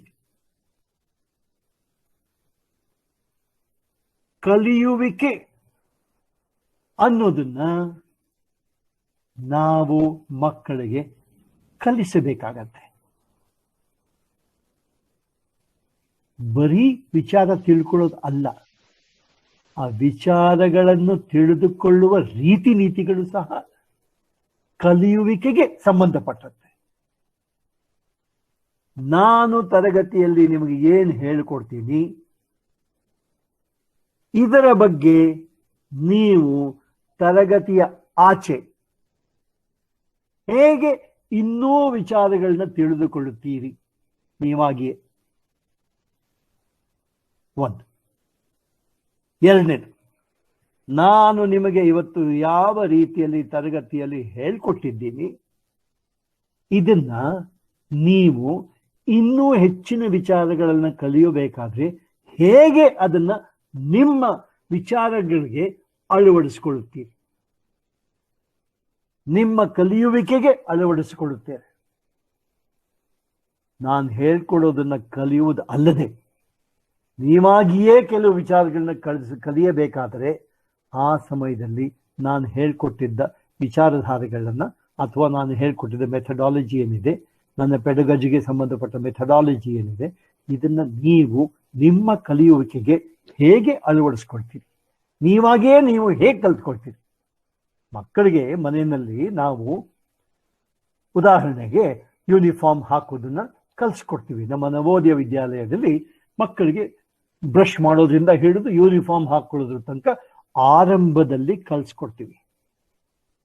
ಆ ನಂತರ ಮಕ್ಕಳು ತಮಗೆ ತಾವೇ ಹೇಗೋ ಏನೋ ಮಾಡಿ ಬಟ್ಟೆಗಳನ್ನ ತಾವೇ ಯೂನಿಫಾರ್ಮ್ ಹಾಕೊಳ್ಳೋದು, ಶೂಸ್ ಕಟ್ಕೊಳ್ಳೋದು, ಸಾಕ್ಸ್ ಹಾಕೊಳ್ಳೋದು, ಹಲ್ಲುಜ್ಕೊಳ್ಳೋದು, ಬ್ರಷ್ ಮಾಡೋದು, ಇದನ್ನೆಲ್ಲ ತಾವೇ ಕಲಿತಾರೆ. ಆ ಕಲಿಯುವುದನ್ನ ಹೇಗೆ ಕಲಿತಾರೆ, ನಾವುಗಳು ಹೇಳ್ಕೊಟ್ಟ ರೀತಿಯಲ್ಲೇ ಕಲಿತಾರ, ಅದನ್ನು ಉಪಯೋಗಿಸ್ಕೊಂಡು ಅವರು ಹೆಚ್ಚಿನ ಕ್ಲಾಸ್ಗೆ ತರಗತಿಗೆ ಬರ್ತಿದ್ದ ಹಾಗೇನೆ ಅವರು ಇನ್ನೂ ಹೇಗೆ ಕಲಿತಾರೆ, ನಾನು ಹೇಳ್ಕೊಟ್ಟದ್ದನ್ನು ಅಳವಡಿಸ್ಕೊಂಡು ಇನ್ನೂ ಹೆಚ್ಚಿನ ಕಲಿಯುವಿಕೆನ ಹೇಗೆ ನಡೀತಾರೆ, ಹೇಗೆ ಕಲಿತಾರೆ, ಹೇಗೆ ಮುಂದೆ ಬರ್ತಾರೆ, ಮುಂದಕ್ಕೆ ಅವ್ರಿಗೆ ಹೇಗೆ ತಿಳುವಳಿಕೆ ಬರುತ್ತೆ, ಇದಕ್ಕೆ ನಾವು ಅಕಾಡೆಮಿಕ್ ಸ್ಕಿಲ್ಸ್ ಅಂತೀವಿ. ಅಕಾಡೆಮಿಕ್ ಸ್ಕಿಲ್ಸ್ ಅಂದ್ರೆ ಕಲಿಯುವುದನ್ನ, ಕಲಿಯುವಿಕೆ ಹೇಗೆ ಅನ್ನುವುದನ್ನ ತಿಳಿದುಕೊಳ್ಳುವುದೇ ಅಕಾಡೆಮಿಕ್ ಸ್ಕಿಲ್ಸ್. ಇನ್ನೂ ಹೆಚ್ಚಿನ ಕಲಿಯುವಿಕೆ ತಮಗೆ ತಾವೇ ಹೇಗೆ ಮಾಡ್ಕೊಳ್ಬೇಕು, ಯಾವ ರೀತಿಯಲ್ಲಿ ಅಂತ ಅವರು ತಮಗೆ ತಾವೇ ಕಲ್ತ್ಕೊಳ್ಳುವುದೇ ಅಕಾಡೆಮಿಕ್ ಸ್ಕಿಲ್ಸ್. ಸೊ ಕನ್ಕ್ಲೂಡ್ ಮಾಡ್ತಿದ್ದೀನಿ. ಲ್ಯಾಂಗ್ವೇಜ್ ಸ್ಕಿಲ್ಸ್ ಬಗ್ಗೆ ಇವತ್ತಿನ ನಮ್ಮ ಭಾಷಣ. ಲ್ಯಾಂಗ್ವೇಜ್ ಸ್ಕಿಲ್ಸ್ ಬಗ್ಗೆ ನೀವು ಆರಂಭದಿಂದ ನಿಮ್ಮ ನೋಟ್ಸ್ ಬುಕ್ ನೀವು ನೋಟ್ಸ್ ಎಲ್ಲ ತೆಕ್ಕೊಳ್ಳಿ, ಶುರುವಿಂದ ನೋಡ್ತಾ ಬನ್ನಿ. ಲ್ಯಾಂಗ್ವೇಜ್ ಸ್ಕಿಲ್ಸ್ ಬಗ್ಗೆ ನಾವು ಹೇಳಕ್ ಶುರು ಮಾಡಿದಾಗ 2 ಪದಗಳನ್ನ ನಾವು ಅರ್ಥ ಮಾಡ್ಕೊಂಡ್ವಿ. ಒಂದು ಕಾಂಟೆಂಟ್ ಅಂತ, ಇನ್ನೊಂದು ಸ್ಕಿಲ್ಸ್ ಅನ್ನೋದನ್ನ. ಕಾಂಟೆಂಟ್ ಅನ್ನೋದಕ್ಕೆ ಮೂಲ ವಿಷಯದ ಬಗ್ಗೆ ಹೇಳಿದ್ವಿ, ಆ ನಂತರ ಕೌಶಲತೆಗಳ ಬಗ್ಗೆ ಹೇಳ್ಬೇಕಾದ್ರೆ ಸ್ಕಿಲ್ಸ್ ಅನ್ನೋದ್ರ ಬಗ್ಗೆ ಹೇಳ್ಕೊಂಡು. ಯಾವುದೇ ವಿಚಾರ ತಿಳ್ಕೊಳ್ಬೇಕಾದ್ರೂ ಕಾಂಟೆಂಟ್ ಅನ್ನೋದು ಬಹಳ ಮುಖ್ಯ. ಅದ್ರ ಜೊತೆಗೆ ಅಷ್ಟೇ ಮುಖ್ಯವಾಗಿರೋದು ಕುಶಲತೆಗಳು, ಸ್ಕಿಲ್ಸ್ ಸಹ. ಭಾಷಾ ಕಲಿಸೋದಕ್ಕೆ ನಾವು ಹೇಳ್ಬೇಕಾದ್ರೆ ನಾವು ಲ್ಯಾಂಗ್ವೇಜ್ ಸ್ಕಿಲ್ಸ್ ಅನ್ನೋ ವಿಚಾರಕ್ಕೆ ಬಂದ್ವಿ. ಭಾಷೆಗಳು ಕಲಿಸ್ಬೇಕಾದ್ರೆ ನಾವು ಕಾಂಟೆಂಟ್ ಉಪಯೋಗಿಸ್ತೀವಿ, ಯಾಕಂದ್ರೆ ಕಥೆಗಳು, ಪದ್ಯಗಳು, ನಾಟಕಗಳು ಇವೆಲ್ಲ ಉಪಯೋಗಿಸುವಾಗ ಅವೆಲ್ಲ ನಮಗೆ ಕಾಂಟೆಂಟ್ ಆಗುತ್ತೆ. ಆದ್ರೆ ಭಾಷೆ ಕಲಿಬೇಕಾದ್ರೆ ಅಥವಾ ಭಾಷೆ ಕಲಿಸ್ಬೇಕಾದ್ರೆ ನಾವು ಸ್ಕಿಲ್ಸ್ ಬಗ್ಗೆ ತುಂಬಾ ಗಮನ ಕೊಡ್ತೀವಿ. ಅಂಡ್ ಭಾಷೆಯಲ್ಲಿ ಕಲ್ತ್ಕೊಳ್ಬೇಕಾದ್ರೆ ತುಂಬಾ ಸ್ಕಿಲ್ಸ್ ಕಲ್ತ್ಕೊಳ್ಬೇಕಾಗುತ್ತೆ. ಆ ಸ್ಕಿಲ್ಸ್ ಅನ್ನೋದಕ್ಕೆ ನಾವು ಲ್ಯಾಂಗ್ವೇಜ್ ಸ್ಕಿಲ್ಸ್ ಅಂದ್ವಿ. ಎಲ್ಲ ವೃತ್ತಿಗಳಲ್ಲೂ ಸ್ಕಿಲ್ಸ್ ಇದ್ದೇ ಇರುತ್ತೆ. ನಮ್ಮ ವೃತ್ತಿನಲ್ಲೂ ಅಂದ್ರೆ ನಾವು ಲ್ಯಾಂಗ್ವೇಜ್ ಹೇಳ್ಕೊಳ್ಬೇಕಾದ್ರೂ ನಮ್ಮ ವೃತ್ತಿನಲ್ಲೂ ಕೆಲವೊಂದು ಬಹಳ ಮುಖ್ಯವಾದ ಸ್ಕಿಲ್ಸ್ ಇದೆ. ನಮ್ಮ ಸ್ಕಿಲ್ಸ್ನ ನಾವು 2 ಪಂಗಡಗಳಾಗಿ ವಿಭಾಗಿಸಿದ್ವಿ. ಮೊದಲನೇದಾಗಿ ಬೇಸಿಕ್ ಲ್ಯಾಂಗ್ವೇಜ್ ಸ್ಕಿಲ್ಸ್ ಅಂದ್ವಿ, ಅಡ್ವಾನ್ಸ್ಡ್ ಲ್ಯಾಂಗ್ವೇಜ್ ಸ್ಕಿಲ್ಸ್ ಅಂದ್ವಿ. ಬೇಸಿಕ್ ಲ್ಯಾಂಗ್ವೇಜ್ ಸ್ಕಿಲ್ಸ್ ನಲ್ಲಿ ನಾವು 4 ಸ್ಕಿಲ್ಸ್ನ ಸೇರಿಸಿದ್ವಿ: listening, speaking, reading, writing. Advanced skills ನಲ್ಲಿ 3 ಸ್ಕಿಲ್ಸ್ನ ಸೇರಿಸಿದ್ವಿ: ಲಿಟರರಿ ಸ್ಕಿಲ್ಸ್, ಸ್ಟಡಿ ಸ್ಕಿಲ್ಸ್ ಮತ್ತೆ ಕಮ್ಯುನಿಕೇಶನ್ ಸ್ಕಿಲ್ಸ್. ನಾವು ಒಟ್ಟಾರೆಯಾಗಿ ಭಾಷೆ ಕಲಿಸ್ಬೇಕಾದ್ರೆ ನಾವು ಬರೀ 4 ಸ್ಕಿಲ್ಸ್ ಅಲ್ಲ, 7 ಸ್ಕಿಲ್ಸ್ನ ನಾವು ಕಲ್ತ್ಕೊಳ್ಬೇಕಾಗತ್ತೆ ಅಂತ ನಾವು ವಿಚಾರ ಮಂಡಿಸಿದ್ವಿ. ಅದರ ಬಗ್ಗೆ ತಿಳ್ಕೊಂಡ್ವಿ. ಆ ನಂತರ ನಾವು ಈ ಅಡ್ವಾನ್ಸ್ ಸ್ಕಿಲ್ಸ್ ಅನ್ನೋದ್ರ ಬಗ್ಗೆ ವಿಚಾರ ಮಾಡಿ, ಲಿಟರರಿ ಸ್ಕಿಲ್ಸ್ ಅಂದ್ರೆ ಏನು, ಸ್ಟಡಿ ಸ್ಕಿಲ್ಸ್ ಅಂದ್ರೆ ಏನು, ಕಮ್ಯುನಿಕೇಶನ್ ಸ್ಕಿಲ್ಸ್ ಅಂದ್ರೆ ಏನು, ಇವುಗಳನ್ನ ಅಡ್ವಾನ್ಸ್ ಸ್ಕಿಲ್ಸ್ ಅಂತ ಯಾಕೆ ಹೇಳ್ತೀವಿ, ಯಾಕೆ ಅಂತಂದ್ರೆ ಕೆಳಗಿನ ಕ್ಲಾಸ್ನಲ್ಲಿ ನಾವು ಇವುಗಳನ್ನ ಹೇಳ್ಕೊಡಕ್ಕಾಗೋದಿಲ್ಲ. ಕೆಳಗಡೆ ಕ್ಲಾಸ್ನಲ್ಲಿ ನಾವು 1 ರಿಂದ 5 ಹೆಚ್ಚು ಕಡಿಮೆ ಬೇಸಿಕ್ ಸ್ಕಿಲ್ಸ್ ಹೇಳ್ಕೊಟ್ಟ ನಂತರ ಅವುಗಳು ಚೆನ್ನಾಗಿ ಡೆವಲಪ್ ಆದ ನಂತರ ನಾವು ಅಡ್ವಾನ್ಸ್ ಸ್ಕಿಲ್ಸ್ಗೆ 6, 7, 8ನೇ ಕ್ಲಾಸ್ನಿಂದ ಮುಂದಕ್ಕೆ ಹೋಗ್ತೀವಿ. ಯಾಕೆ ಇದೆಲ್ಲ ಮಾಡಬೇಕು, ನಾವು ಇಷ್ಟೆಲ್ಲ ಕಷ್ಟಪಡಬೇಕು? ಯಾಕೆ ಅಂತಂದ್ರೆ ನಮ್ಮ ಮಕ್ಕಳು, ನವೋದಯ ವಿದ್ಯಾಲಯದ ಮಕ್ಕಳು, ಅವರು ನಮ್ಮ ಸ್ಕೂಲ್ ಬಿಟ್ಟು ಕಾಲೇಜ್ಗೆ ಹೋದಾಗ, ಇಂಟರ್ಮೀಡಿಯೇಟ್ ಮತ್ತೆ ಕಾಲೇಜ್ಗೆ ಹೋದಾಗ ಅಲ್ಲಿಯ ವಾತಾವರಣ ನೋಡಿ, ಅಲ್ಲಿಯ ಕಲಿಕೆ ರೀತಿ ನೋಡಿದಾಗ ಅವರು ತಮ್ಮ ಮೇಲೆ ತಾವೇ ಬಹಳಷ್ಟು ಅವಲಂಬಿತರಾಗಿರಬೇಕಾಗುತ್ತೆ ಅನ್ನೋದು ಬಹಳ ಮುಖ್ಯ. ಹಾಗಾದ್ರೆ ಅದಕ್ಕೆ ಸಂಬಂಧಪಟ್ಟ ಅನೇಕ ಸ್ಕಿಲ್ಸ್ನ ನಾವು ಅವ್ರಿಗೆ ಕೊಡಬೇಕಾಗುತ್ತೆ. ಇದು ನಮ್ಮ ಮೇನ್ ಉದ್ದೇಶ ಭಾಷೆ ಸ್ಕಿಲ್ಸ್ ಬಗ್ಗೆ ಹೇಳ್ಕೊಡುವಾಗ. ನಾವು ಇದ್ರ ಜೊತೆ ಕೊನೆಯಲ್ಲಿ 2 ಅತಿ ಮುಖ್ಯವಾದ ಸ್ಕಿಲ್ಸ್ನು ಸೇರಿಸಿದ್ವಿ. ಇದು ನಾವು ಅದ್ರ ಬಗ್ಗೆ ಗಮನ ಕೊಡಬೇಕಾಗುತ್ತೆ. ಒಂದು ಸೋಷಿಯಲ್ ಸ್ಕಿಲ್ಸ್ ಅಂತ ಹೇಳಿದ್ವಿ, ಅಂದ್ರೆ ಸಮಾಜದಲ್ಲಿ ಹೇಗೆ ಬಿಹೇವ್ ಮಾಡಬೇಕು, ಇಂಟರ್ವ್ಯೂನಲ್ಲಿ ಹೇಗೆ ಬಿಹೇವ್ ಮಾಡಬೇಕು, ಯಾರಾದ್ರೂ ಬಂದಾಗ ಹೇಗೆ ಬಿಹೇವ್ ಮಾಡಬೇಕು, ಉದಾಹರಣೆಗಳೆಲ್ಲ.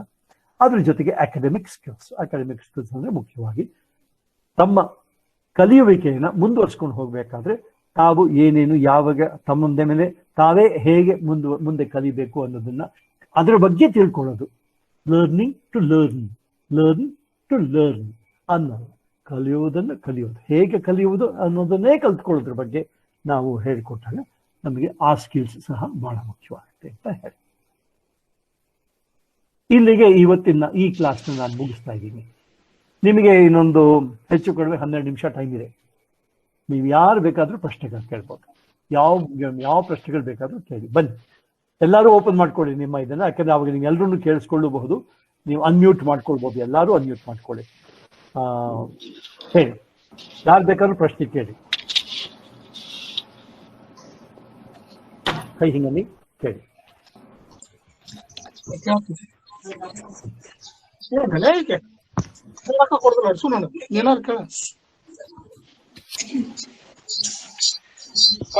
ನಮಸ್ಕಾರ ಸರ್. ಹೇಳಿ ಪ್ರಕಾಶ್. ಇಲ್ಲಿ ಸ್ಟಡಿ ಸ್ಕಿಲ್ಸ್ ಅಲ್ಲಿ ನೀವು 2 ಹೇಳಿದ್ರಿ, 3 ಹೇಳಿದ್ರಿ. ಒಂದು ನೋಟ್ ಟೇಕಿಂಗ್ ಅಂತ, ಇನ್ನೊಂದು ಸಮರೈಸು, 3ನೇದು ರೆಫರೆನ್ಸ್. ನನಗೆ ಸ್ವಲ್ಪ ಅನುಮಾನ ಬಂದಿದೆ ಅಂದ್ರೆ ನೋಟ್ ಟೇಕಿಂಗ್ ಮೇಕಿಂಗ್ ಮತ್ತೆ ಸಮರೈಸ್ದಲ್ಲಿ ಹೆಚ್ಚು ಕಡಿಮೆ ವ್ಯತ್ಯಾಸಗಳೇನು ಬರಲ್ಲ ಅಂತ. ಯಾಕಂದ್ರೆ ನೋಟ್ ಮೇಕಿಂಗ್ ಮಾಡ್ತಾ ಇರ್ಬೇಕಾದ್ರೆ ಅಲ್ಲೂ ಕೂಡ ಸಮರೈಸ್ ಮಾಡಬೇಕಾಗತ್ತೆ. ಈ ಸಮರೈಸ್ ಕೂಡ ಸಂಕ್ಷೇಪ ಮಾಡ್ತೀವಿ. ಸ್ವಲ್ಪ ನಂಗೆ ಇದ್ರ ಬಗ್ಗೆ ಡಿಫ್ರೆನ್ಸ್ ಹೇಳಕ್ ಸಾಧ್ಯ ಆಗತ್ತೆ ಬಗ್ಗೆ. ಯಾರಾದ್ರೂ ನಿಮಗೆ ಪಾಠ ಮಾಡ್ತಿರ್ಬೇಕಾದ್ರೆ ಅಥವಾ ನಿಮ್ಮ ಶಾಲೆಗೆ ಯಾರೊಬ್ರು ಮುಖ್ಯ ಅತಿಥಿ ಬಂದಿರ್ತಾರೆ ಅಂತ ಅನ್ಕೊಳ್ಳಿ, ಅವರು ಭಾಷಣ ಮಾಡ್ತಾರೆ ಅಂತ ಅನ್ಕೊಳ್ಳಿ. ಭಾಷಣದ ಮುಖ್ಯಾಂಶಗಳನ್ನು ನೀವು ಬರ್ಕೊಳ್ಬೇಕಾಗತ್ತೆ ಅಂತ ಅನ್ಕೊಳ್ಳಿ. ಅಂತಹ ಸಮಯದಲ್ಲಿ ಸಾಧಾರಣವಾಗಿ ನೀವು ಅವ್ರು ಹೇಳ್ತಿರ್ಬೇಕಾದ್ರೆ ನೀವು ಮುಖ್ಯವಾದ ಪಾಯಿಂಟ್ಸ್ ನೀವು ಬರ್ಕೊಂಡು ಹೋಗ್ತೀವಿ ಅಂತ ಅನ್ಕೊಳ್ಳಿ. ಅದು ನಿಮಗೆ ನೋಟ್ ಟೇಕಿಂಗ್ ಆಗುತ್ತೆ. ಆ ನಂತರದಲ್ಲಿ ನೀವು ಅದನ್ನ ಒಂದು ಸಮರಿ ಮಾಡ್ಕೊಡಿ ಅಂತ ನೀವು ಮೇಷ್ಟ್ರಿಗೆ ಹೇಳ್ತಾರೆ. ಒಂದು ಪ್ಯಾರಾಗ್ರಾಫ್ ನಲ್ಲಿ ಅವ್ರು ಹೇಳಿದ ಮುಖ್ಯವಾದ ಪಾಯಿಂಟ್ಸ್ ನ ಹೇಳ್ಕೊಡಿ ಅಂತಂದಾಗ ನೀವು ಅದನ್ನ ಸಮರೈಸ್ ಮಾಡ್ತೀವಿ. ಸೊ ಮುಖ್ಯವಾದ ಡಿಫೆನ್ಸ್ ಏನು ಅಂತಂದ್ರೆ, ಏನಾದ್ರೂ ಕೇಳ್ತಿರ್ಬೇಕಾದ್ರೆ ಅಥವಾ ನೀವೇನಾದ್ರೂ ಇದನ್ನ ಬುಕ್ಸ್ ನೋಡ್ತಾ ಇರ್ಬೇಕಾದ್ರೆ ಬುಕ್ಸ್ ನ ನೋಟ್ಸ್ ಮಾಡ್ಕೊಳ್ತೀವಿ, ಬುಕ್ಸ್ ಇಂದ ಅಥವಾ ಭಾಷಣದಿಂದ ನೋಟ್ಸ್ ಮಾಡ್ಕೊಳ್ಳೋದು. ಅದೇ ರೀತಿ ನೀವು ಏನಾದ್ರೂ ಓದಿದಾಗ 14 ಪೇಜ್ ಇರೋದನ್ನ ನೀವು 1 ಪೇಜಿಗೆ ಭಟ್ಟಿ ಇಳಿಸ್ಬೇಕು ಅನ್ನೋದು ಸಮರೈಸಿಂಗ್ ಆಗುತ್ತೆ. ಅಷ್ಟೇ ವ್ಯತ್ಯಾಸ. ನೀವು ಹೇಳಿದ ಪಾಯಿಂಟ್. ಧನ್ಯವಾದ ಸರ್. ಸರ್ ನಮಸ್ಕಾರ ಸರ್.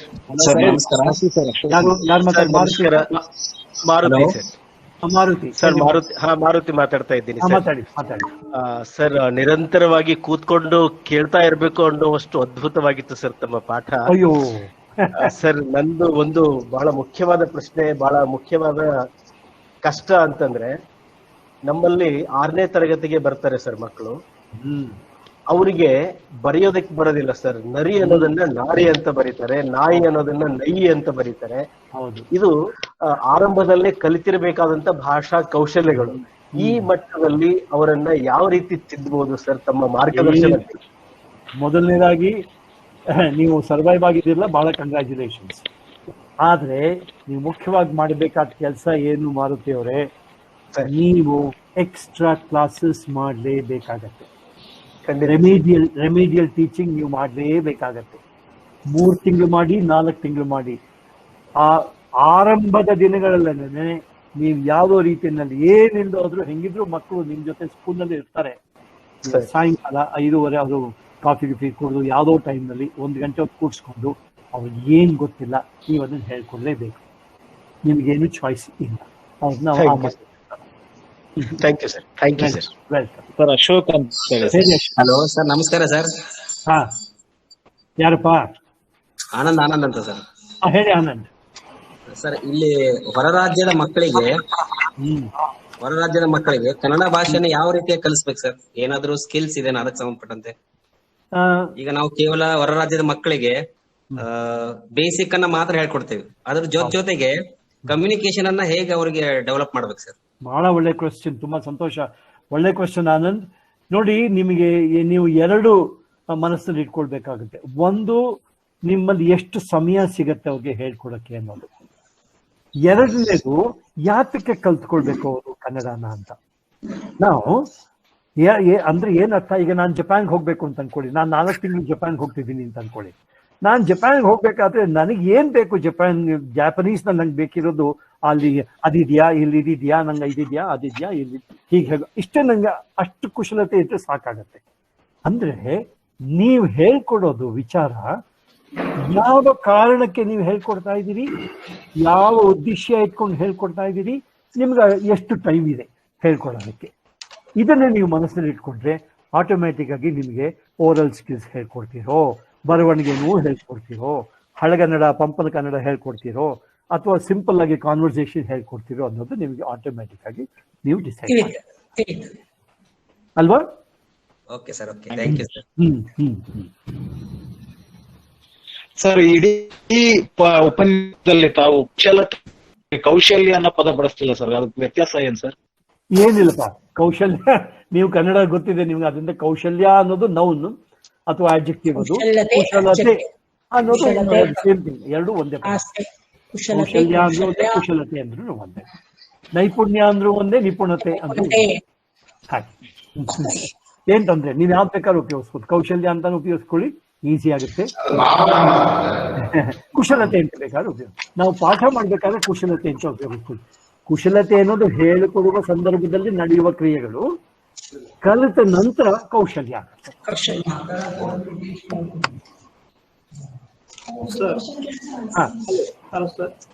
ಹೇಳಪ್ಪ ಈರಣ್ಣ. ಇವು ಎಲ್ಲಾ ಕೌಶಲ್ಯಗಳು ಇಂಟರ್ ರಿಲೇಟೆಡ್ ಅಂತ ನಮಗೆ ಅನಿಸಿದೆ. ಯಾವ್ದು ಇಂಪಾರ್ಟೆಂಟ್ ಅಂತ ಈ language skills, academic skills, practical skills, what ever it may be, comparative to economic skills and language skills.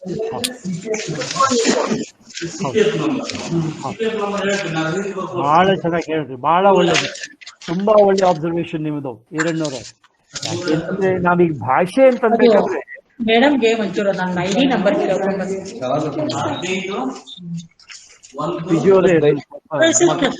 Mute ಮಾಡ್ಕೊಳ್ಳಿ, ಆಮೇಲೆ ಮಾತಾಡ್ತೀರಿ.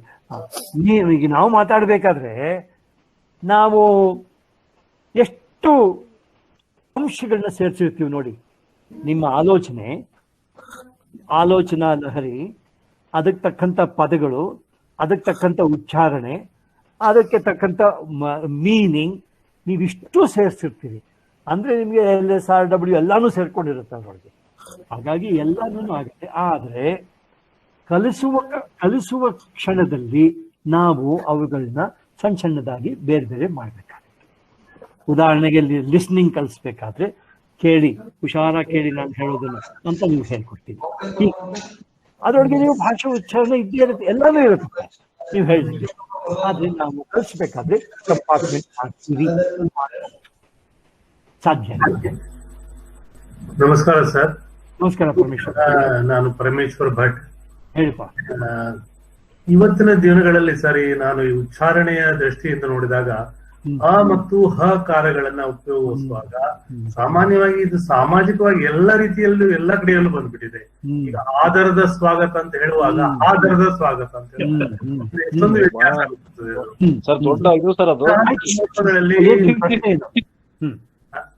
ಇಂತಹ ಸಂದರ್ಭಗಳಲ್ಲಿ ಮಕ್ಕಳಲ್ಲಿ ಒಂದು ರೀತಿಯಲ್ಲಿ ಸಾಮೂಹಿಕ ಒಂದೆರಡು ಮಕ್ಕಳಲ್ಲ, ಸಾಮಾನ್ಯವಾಗಿ 50ರಿಂದ ಹೆಚ್ಚು ಪರ್ಸೆಂಟೇಜ್ ಮಕ್ಕಳಲ್ಲಿ ಈ ರೀತಿಯ ಒಂದು ಉಚ್ಚಾರಣೆಯ ರೀತಿ ಬಂದ್ಬಿಟ್ಟಿದೆ. ಅದನ್ನ ಹೇಗೆ ನಾವು ಸರಿಪಡಿಸೋದು? ಏನಿಲ್ಲ, ಎನ್ನುವಂತ ಶಬ್ದನ ಹಂಗೆ ಜ್ಞ ಅಂತ ಉಚ್ಚಾರಣೆಯನ್ನು ಮಾಡ್ತಾರೆ. ಆಕ್ಚುಲ್ ಜ್ಞ ಎನ್ನುವಂತಹದ್ದನ್ನ ಜ್ಞ ಅಂತ ಉಚ್ಚಾರಣೆಯನ್ನು ಮಾಡ್ತಾರೆ. ಇದು ಸಾಮಾನ್ಯವಾಗಿ ಸ್ವಾಭಾವಿಕವಾಗಿ ಎಲ್ಲ ಕಡೆಗೂ ಬಂದ್ಬಿಟ್ಟಿದೆ ಅದು. ಹೌದು ಸರ್, ಹೌದು. ಏನ್ ಮಾಡೋದು ಈಗ? ಏನಿಲ್ಲ, ನನ್ನ ದೃಷ್ಟಿನಲ್ಲಿ ಯಾವ್ದಾದ್ರು ಒಂದು ಒಳ್ಳೆ ಇಂಜೆಕ್ಷನ್ ತಗೊಂಡು ಆ ಮೇಷ್ಟು ಕೊಟ್ಬಿಡಿ ಅಷ್ಟೇ. ಬಹಳ ಕಷ್ಟ ಇದೆ ಸರ್. ನಾವು ಮೇಷ್ಟ್ಗಳು, ನಾವು ಉಪಾಧ್ಯಾಯರ ಬಗ್ಗೆ ಯಾಕೆ ಇಷ್ಟೊಂದು ಮಾತಾಡ್ಬೇಕು ಅಂತಂದ್ರೆ, ನಮ್ಮನ್ನು ನಾವೇನೇನೆ ತಿದ್ದುಕೊಂಡ್ರೇನೆ ಬಾಕಿಯವ್ರನ್ನ ತಿದ್ದೋದಕ್ಕೆ ಸಾಧ್ಯ ಸರ್. ಏನ್ ಮಾಡಕ್ಕಾಗಲ್ಲ. ಅವರನ್ನು ಬಹಳ ಗಮನವಿಟ್ಟು ಭಾಷೆ ಮಾತಾಡಿದ್ರೆ ಹಾಕಾರ ಆಕಾರ ಎರಡನ್ನೂ ಸರಿಯಾಗಿ ಬರೋದಕ್ಕೆ ಸಾಧ್ಯ ಆಗುತ್ತೆ. ಸರ್ ನಮಸ್ಕಾರ. ಹೇಳಿ ರಮೇಶ್ ಹೇಳಿ ಸರ್. ತಮ್ಮ ಇಂದಿನ ಪಾಠ ಬಹಳ ಅದ್ಭುತ ಆಗಿತ್ತು ಅಂತ ಹೇಳೋಕ್ಕಿಂತಲೂ ಬಹಳ ಅರ್ಥಗರ್ಭಿತ ಆಗಿತ್ತು ಅಂತ ಹೇಳೋಕೆ ಇಷ್ಟಪಡ್ತಾ ಇದ್ದೀನಿ ಸರ್. ತಮ್ಮ ಒಂದೊಂದು ಮಾತು ಕೂಡ ಮುತ್ತು ಕೋಣಿಸಿದಂತೆ ಇತ್ತು. ಒಂದು ಸೆಕೆಂಡ್ ಕೂಡ ನಮ್ಗೆ ಆ ಕಡೆ ಈ ಕಡೆ ಗಮನ ಹರಿಸೋದಕ್ಕೆ ಸಾಧ್ಯ ಆಗಲಿಲ್ಲ ಸರ್. ಅದಕ್ಕೆ ಮೊದಲಿಗೆ ತುಂಬಾ ಧನ್ಯವಾದಗಳು ಸರ್. ಆಯ್ತಪ್ಪ. ಇಲ್ಲಿಯವರೆಗೆ ಭಾಷಾ ಶಿಕ್ಷಕರಾಗಿ ನಾವು LSRW ಬಗ್ಗೆ ಮಾತ್ರ ಭಾಷಾ ಕೌಶಲ್ಯಗಳನ್ನ ನಾವು ಅರ್ಥಕೊಂಡಿದ್ದೀವಿ. ಇವತ್ತ ನಮ್ಗೆ ನೀವು ಇನ್ನೂ ಹೆಚ್ಚಿನ ವಿಚಾರಗಳನ್ನ ತಿಳಿಸಿಕೊಟ್ಟಿದ್ದಕ್ಕೆ ಮೊದಲಿಗೆ ಧನ್ಯವಾದ ಹೇಳ್ತಾ, ಈ ಮ್ಯೂಟ್ ಮಾಡ್ಬಿಟ್ರಿ ಅನ್ಮ್ಯೂಟ್ ಮಾಡ್ಕೊಳ್ಳಿ ಸರ್. ಆ 4 ಸ್ಕಿಲ್ ಜೊತೆನಲ್ಲಿ 3+2 ಸ್ಕಿಲ್ ಅನ್ನ ನೀವು ಹೇಳ್ಕೊಟ್ಟಿದ್ದೀರಿ. ಈ 3+2ರಲ್ಲಿ ಕೊನೆ 2 ಸ್ಕಿಲ್ಗಳು, ಅದರಲ್ಲಿ ಒಂದು ಸ್ಕಿಲ್ ಬಹಳ ಇವತ್ತು ಅವಶ್ಯಕತೆ ಅಂತ ನನಗೆ ಅನಿಸ್ತಾ ಇದೆ. That is social skill. Good. Social ಸಮಾಜದಲ್ಲಿ ನಡೆದುಕೊಳ್ಳುವುದು. ಇವತ್ತು ನಮ್ಮ ವಿದ್ಯಾರ್ಥಿಗಳಿಗೆ ನಾವು ನಮ್ಮ ಸಮಾಜದಲ್ಲಿ ಯಾವ ರೀತಿಯಿಂದ ಬದುಕಬೇಕನ್ನುವ ಬದುಕುವ ದಾರಿಯನ್ನ ಕಲಿಸುವಂತ ಕೆಲಸವನ್ನ ಇವತ್ತ ನಾವು ಶಿಕ್ಷಕರಾದವರು ಇವತ್ತು ಮಾಡಬೇಕಾದ ಮುಖ್ಯವಾದ ಕಾರ್ಯ ಅಂತ ನಾನು ಅನ್ಕೊಂಡಿದ್ದೀನಿ ಸರ್. ನನ್ನ ಒಳಗಣ್ಣನ್ನ ತಾವು ತಿಳಿಸಿದ್ದಕ್ಕಾಗಿ ಮತ್ತೊಮ್ಮೆ ಧನ್ಯವಾದಗಳು ಸರ್. ತುಂಬಾ ಧನ್ಯವಾದ ತಮಗೆ ರಮೇಶ್. ಹೇಳಿ ಗಣೇಶ್. ಸರ್ ಮ್ಯೂಟ್ ತೆಗಿರಿ ಫಸ್ಟ್. ಅನ್ಮ್ಯೂಟ್ ಮಾಡ್ಕೊಳ್ಳಿ. ಸರ್ ನಮಸ್ಕಾರ ಸರ್. ನಮಸ್ಕಾರ ಗಣೇಶ್. ನನ್ನ ಪ್ರಶ್ನೆ ಏನು ಅಂತಂದ್ರೆ, ಈ ಭಾಷೆಯಲ್ಲಿ ಮಡಿವಂತಿಕೆ ಸಲ್ಲ ಅಂತ ಹೇಳ್ತಾರೆ. ಹಾಗಾಗಿ ತಪ್ಪುಗಳನ್ನ ಜಾಸ್ತಿ ಜನ ಮಾಡ್ತಾ ಹೋದಾಗೆ ಅದು ಭಾಷೆಯ ಒಂದು ಶಬ್ದವಾಗಿ ಪರಿವರ್ತನೆ ಆಗ್ತದೆ. ಅಂದ್ರೆ ಈಗ ಅಲ್ಪ ಪ್ರಾಣ ಮಹಾಪ್ರಾಣ ಅಂತ ನಾವು ತಗೊಳ್ಕೊಳ್ತೇವೆ. ಈಗ ಮಹಾಪ್ರಾಣವನ್ನ ಅಲ್ಪ ಪ್ರಾಣವನ್ನವಾಗಿ ಬಹಳ ಉಪಯೋಗಿಸಿದಾಗ ಹಿಂದೆ ಅದು ತದ್ಭವ ಆಯ್ತು. ಹಾಗೆ ಇಂದು ನಾವು ಬೇರೆ ಬೇರೆ ಭಾಷೆಯ ಸಂಪರ್ಕದಿಂದ ಬೇರೆ ಬೇರೆ ಪದಗಳನ್ನ ನಾವು ನಮ್ದೇ ಪದ ಎನ್ನುವ ರೀತಿಯಲ್ಲಿ ಬಳಸ್ತಾ ಹೋಗಿ ಅದು ಭಾಷೆಯಲ್ಲಿ ನೆಲೆಗೊಂಡಿದೆ. ಆದ್ರೆ ಶಿಕ್ಷಕರಿಗೆ ಮಾತ್ರ ಧರ್ಮ ಸಂಕಟ ಆಗ್ತಾ ಇದೆ. ಹೌದು, ಏನ್ ಮಾಡಕ್ಕಾಗಲ್ಲ. ನಾನು ನೋಡಿ ಗಣೇಶ್, ಒಂದು ನೀವು ಹೌದು ಸರ್, ಬಹಳ ಹುಷಾರಾಗಿ ಟ್ರೈನಿಂಗ್ ಪ್ರೋಗ್ರಾಮ್ ನೀವು ಮಾಡಿದಾಗ, ಫಸ್ಟ್ ಆಫ್ ಆಲ್ ನೀವು ಮೊದಲನೇದಾಗಿ ನೀವು ಟ್ರೈನಿಂಗ್ ಪ್ರೋಗ್ರಾಮ್ ಮಾಡಲೇಬೇಕಾಗತ್ತೆ ನಿಮ್ಮ ಇತರ ಶಿಕ್ಷಕರಿಗೆ. ಆ ಟ್ರೈನಿಂಗ್ ಪ್ರೋಗ್ರಾಮ್ ನಲ್ಲಿ ಪರಮೇಶ್ವರ್ ಅವ್ರು ಹೇಳ್ದಂಗೆನೆ ಇದೊಂದು ಬಹಳ ಮುಖ್ಯವಾದ ಅಂಶವನ್ನು ಇಟ್ಕೊಂಡು ಅದಕ್ಕೆ ಸಂಬಂಧಪಟ್ಟಂಗೆ ನೀವು ಕನಿಷ್ಠ ಒಂದು 20 ಎಕ್ಸಾಂಪಲ್ಸ್ನ ನೀವು ಕೈನಲ್ಲಿ ತಗೊಂಡು ಅದನ್ನ ನೀವು ಹುಷಾರಾಗಿ ಮೇಷ್ಟ್ರುಗಳಿಗೆ ತಲೆಗೆ ಹೋಗೋಂಗೆ ಹೇಳ್ಬೇಕು. ಅಟ್ಲೀಸ್ಟ್ ನೀವು 40 ಜನ ಕೂತಿದ್ದಾರೆ ಅಂದ್ರೆ ಒಂದು ಮೇ ಬಿ ಒಂದು 25-30 ಜನಕ್ಕಾದ್ರೂ ಅರ್ಥ ಆಗತ್ತದು. ಏನೇ ಆದ್ರೂ ನೋಡಿ, ಕೆಲವೊಂದು ಇದು ನಮ್ಮ ಕಲ್ಚರ್ ವಿಚಾರ, ನಾವು ಬೆಳೆದು ಬಂದ ರೀತಿಯಲ್ಲಿ ಹೋಗುತ್ತಪ್ಪ. ನಾವೇನು ಮಾಡೋಕ್ಕಾಗೋದಿಲ್ಲ. ನಾವು ಕೆಲವೊಂದು ನಮ್ಮ ಹೇರ್ ಸ್ಟೈಲ್ ಆಗ್ಲಿ ಅಥವಾ ಬಟ್ಟೆಗಳಾಗ್ಲಿ, ಆ ಬಟ್ಟೆಗಳಿಗೆ ಸಂಬಂಧಪಟ್ಟ ಬಣ್ಣಗಳಾಗ್ಲಿ, ಇವನ್ನೆಲ್ಲಾನು ನಾವು ನಮ್ಮ ಕಲ್ಚರ್ಗೆ ತುಂಬಾನೇ, ನಮ್ಮ ಸಂಸ್ಕೃತಿ, ಯಾವ ಸಂಸ್ಕೃತಿಯಲ್ಲಿ ನಾವು ಬೆಳೆದಿರ್ತೀವಿ ಇದ್ರ ಬಗ್ಗೆನೇ ತುಂಬಾ ನಡೆಯುತ್ತೆ. ಹಾಗಾದ್ರೂ ನೀವು ಇತರರಿಗೆ ಕೆಲವೊಂದು ಬೋಧನೆಗಳು ಮಾಡುವಾಗ ಸಂದರ್ಭ ಬಂದಾಗ ನೀವು ಒಂದು ಸ್ವಲ್ಪ ಹುಷಾರಾಗಿ ನಮ್ಮ ಜವಾಬ್ದಾರಿ ಅಂದ್ರೆ ನಮ್ಮ ಮೇಷ್ಟ್ರುಗಳು ಉಪಾಧ್ಯಾಯರುಗಳ ಜವಾಬ್ದಾರಿ ಏನು ಅಂತ ಹೇಳ್ಬೇಕಾದ್ರೆ, ನಾವು ಹೇಳಿಕೊಟ್ಟದ್ದನ್ನ ಮಕ್ಕಳು ಕಲಿತಾರೆ. ಮಕ್ಕಳಿಗೆ ನಾವು ಹೇಳಿಕೊಟ್ಟಿದ್ದೇನೆ ವೇದವಾಕ್ಯ. ಮಕ್ಕಳು ನಮ್ಮನ್ನು ತುಂಬಾನೇ ಇಮಿಟೇಟ್ ಮಾಡ್ತಾರೆ, ಮಾಡೆಲ್ ಉಪಯೋಗಿಸ್ಕೊಳ್ತಾರೆ. ಅದರಿಂದಾಗಿ ನಮ್ಮ ಜವಾಬ್ದಾರಿ ತುಂಬಾ ಹೆಚ್ಚಾಗಿದೆ ಅಂತ ನೀವೊಂದು ಮಾತು ಹೇಳ್ಬೇಕಾದ್ರೆ ಕೆಲವೊಂದು ಉದಾಹರಣೆ ಕೊಟ್ಬಿಟ್ಟು ನೀವು ಬಹಳ ಕೇರ್ಫುಲ್ ಆಗಿ ಟ್ರೈನಿಂಗ್ ಕೊಡಿ ಗಣೇಶ್. ಅಷ್ಟೇ ನಾನು ನಿಮ್ಗೆ ಹೇಳ್ಕೊಡೋದಾಗಿದೆ. ಸರ್ ನಮಸ್ಕಾರ. ಹೇಳಿ ನಮಸ್ಕಾರ. ಈಗ ಪದಗಳ ಬಗ್ಗೆ ತಮ್ಮ ಅದ್ಭುತ ಉಪನ್ಯಾಸ ಕೇಳಿ ಒಂದ್ ನಿಮಿಷ ನಾನ್ ಮಾತಾಡ್ತೀನಿ. ಹೌದು ತಮ್ಮ ಅದ್ಭುತ ಉಪನ್ಯಾಸ ಹೇಳಿ. Yes sir. ಹೌದು ಸರ್, ತಮ್ಮ ಇವತ್ತಿನ ಅದ್ಭುತವಾದಂತಹ ಉಪನ್ಯಾಸದಲ್ಲಿ ತಾವು ಹೇಳಿದಂತಹ ಒಂದು ಸಾಮಾಜಿಕ ಕೌಶಲ್ಯ, ಈಗಾಗಲೇ ನಮ್ಮ ಗಂಜೆ ಸರ್ ಅದರ ಬಗ್ಗೆ ವ್ಯಾಖ್ಯಾನ ಕೊಟ್ಟಿದ್ದಾರೆ. ಈ ಸಾಮಾಜಿಕ ಕೌಶಲ್ಯದ ಅವಶ್ಯಕತೆ ಜೊತೆಗೆ ಈ ಸಾಮಾಜಿಕ ಕೌಶಲ್ಯವನ್ನ ನಾವು ಸಂಸ್ಕಾರೀಕರಣಗೊಳಿಸಲು ಅದನ್ನ ಸಾಮ್ಯತೆ ಮಾಡಬಹುದಾ ಅಂತ ನನ್ನ ಪ್ರಶ್ನೆ. ಮಾಡಬಹುದು, ಖಂಡಿತವಾದ. ನೋಡಿ, ಇದ್ರ ಬಗ್ಗೆ ಒಂದು ಸ್ವಲ್ಪ ಹೆಚ್ಚಿಗೆ ಆಲೋಚನೆ ಮಾಡಿ. ಅಂದ್ರೆ